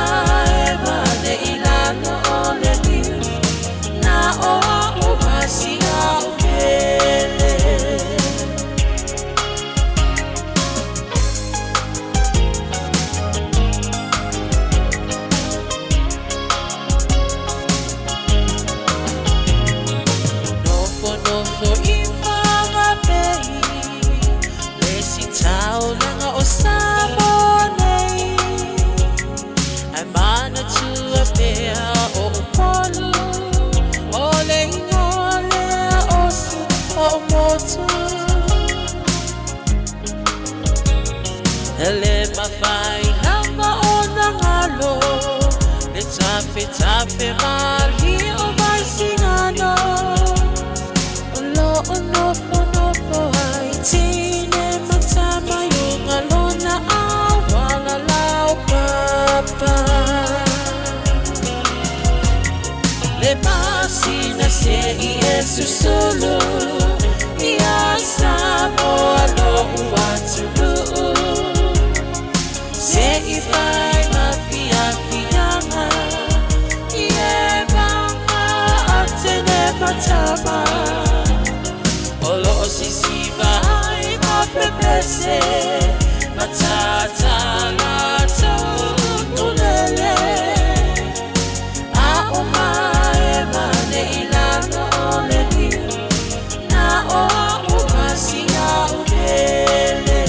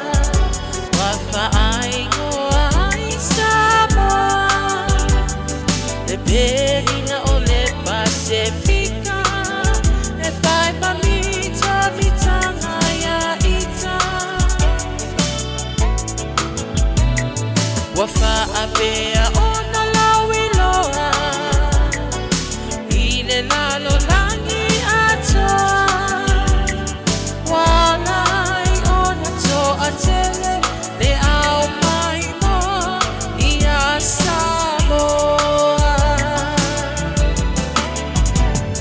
le masina se Yesu sulu ia Samoa lo uatulu ifai mafia fianga ye banga atse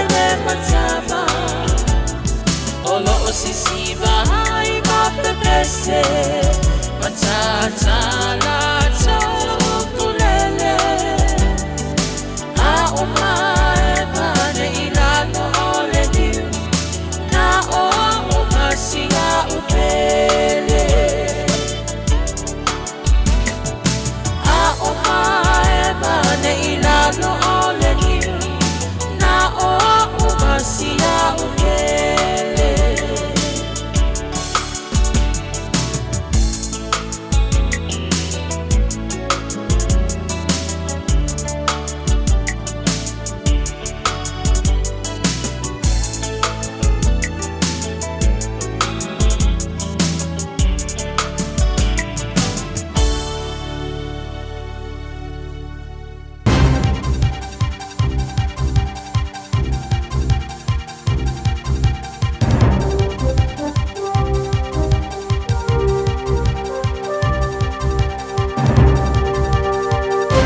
Tala flava o se whapoponga o tala mai Australia le Radio Samoa.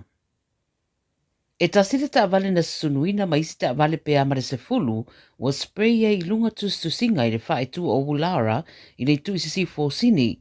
Wai mai na whaarea ngai nai fo i manisi o whale i leo spa inga rea ma wala wana i leo leo i le te ele titi o le afro se fulu rua i le wawea wana leila. I leo iei stasio ta ua mai o whamnua lia, al whamtaranga leo leo ta avale se fulu sa whapaka i Wellington Road ma isi mga ala latane ua tustu sia uma i ia tustu singa e fōringo lo upu ia maitangi ai Israelu fua yato ta avale na afia ua wa ai lunga o upenga ta whaelangi. Lo whangasaro nei le suenga leo leo, whaatari ai se ripoti na tamai pe a whairua i fo imtustala i se taimio le so. Ua whaero ai se whina le pāremia o Stadio Anthony Albanese i le whaarablavere nei, ma ia tā ua i le ai se awanoa o ni winga whaelonga lanu whapea i tonu o Stadia. Wai mai le pāremia o vevesi atunu i whafo e le tatau na avea o se whaavae o ni whainga whaelonga lanu i tonu o Stadia, mai matua i le taria ina i anga yoinga. Lo atangi ai mani whaamtaranga i whaatatau i le kurupo le PKK, the Kurdistan Workers' Party le lisi o se whaalapa putonga whaatupu whaalavelave i Australia. Wa fola leo le soi ni New Wales o lato mōria tangata to spuluiva i le mai ono lato mawaina o le tusa marisidia i le valu se furu miliona o le tau o la au whasaina marijuana i a lato o spainga na whaiei whale New Wales i maasina o tuana i atu. O le suenga o se vaenga o le Strike Force Heraldale a leo i le New South Wales ia sa idia i la tōlo tutoina le la au whasaina ma whai ei pisinisi e ala i le whatawina e whao ngā ai so o tanga whaavao malo. Pai mai le 9 News na amata mai le aso tolu o apewira lo tausanga nei na mata i tue leo le vaenga lea ma la tō waspa ia iloa se whale Kemps Creek i le tu i se sifo sini. Na pu e mai eini ari i se toa lua e tolsu lua ma tolsu lima tausanga ma tua ma se tama e ta i e whasa furutasi tausanga. Pa leo e siria ma le lima afe la au le marijuana na mawaina e au fiai o spainga na whai e whale Shell Harbour i le tu i sauteu sini.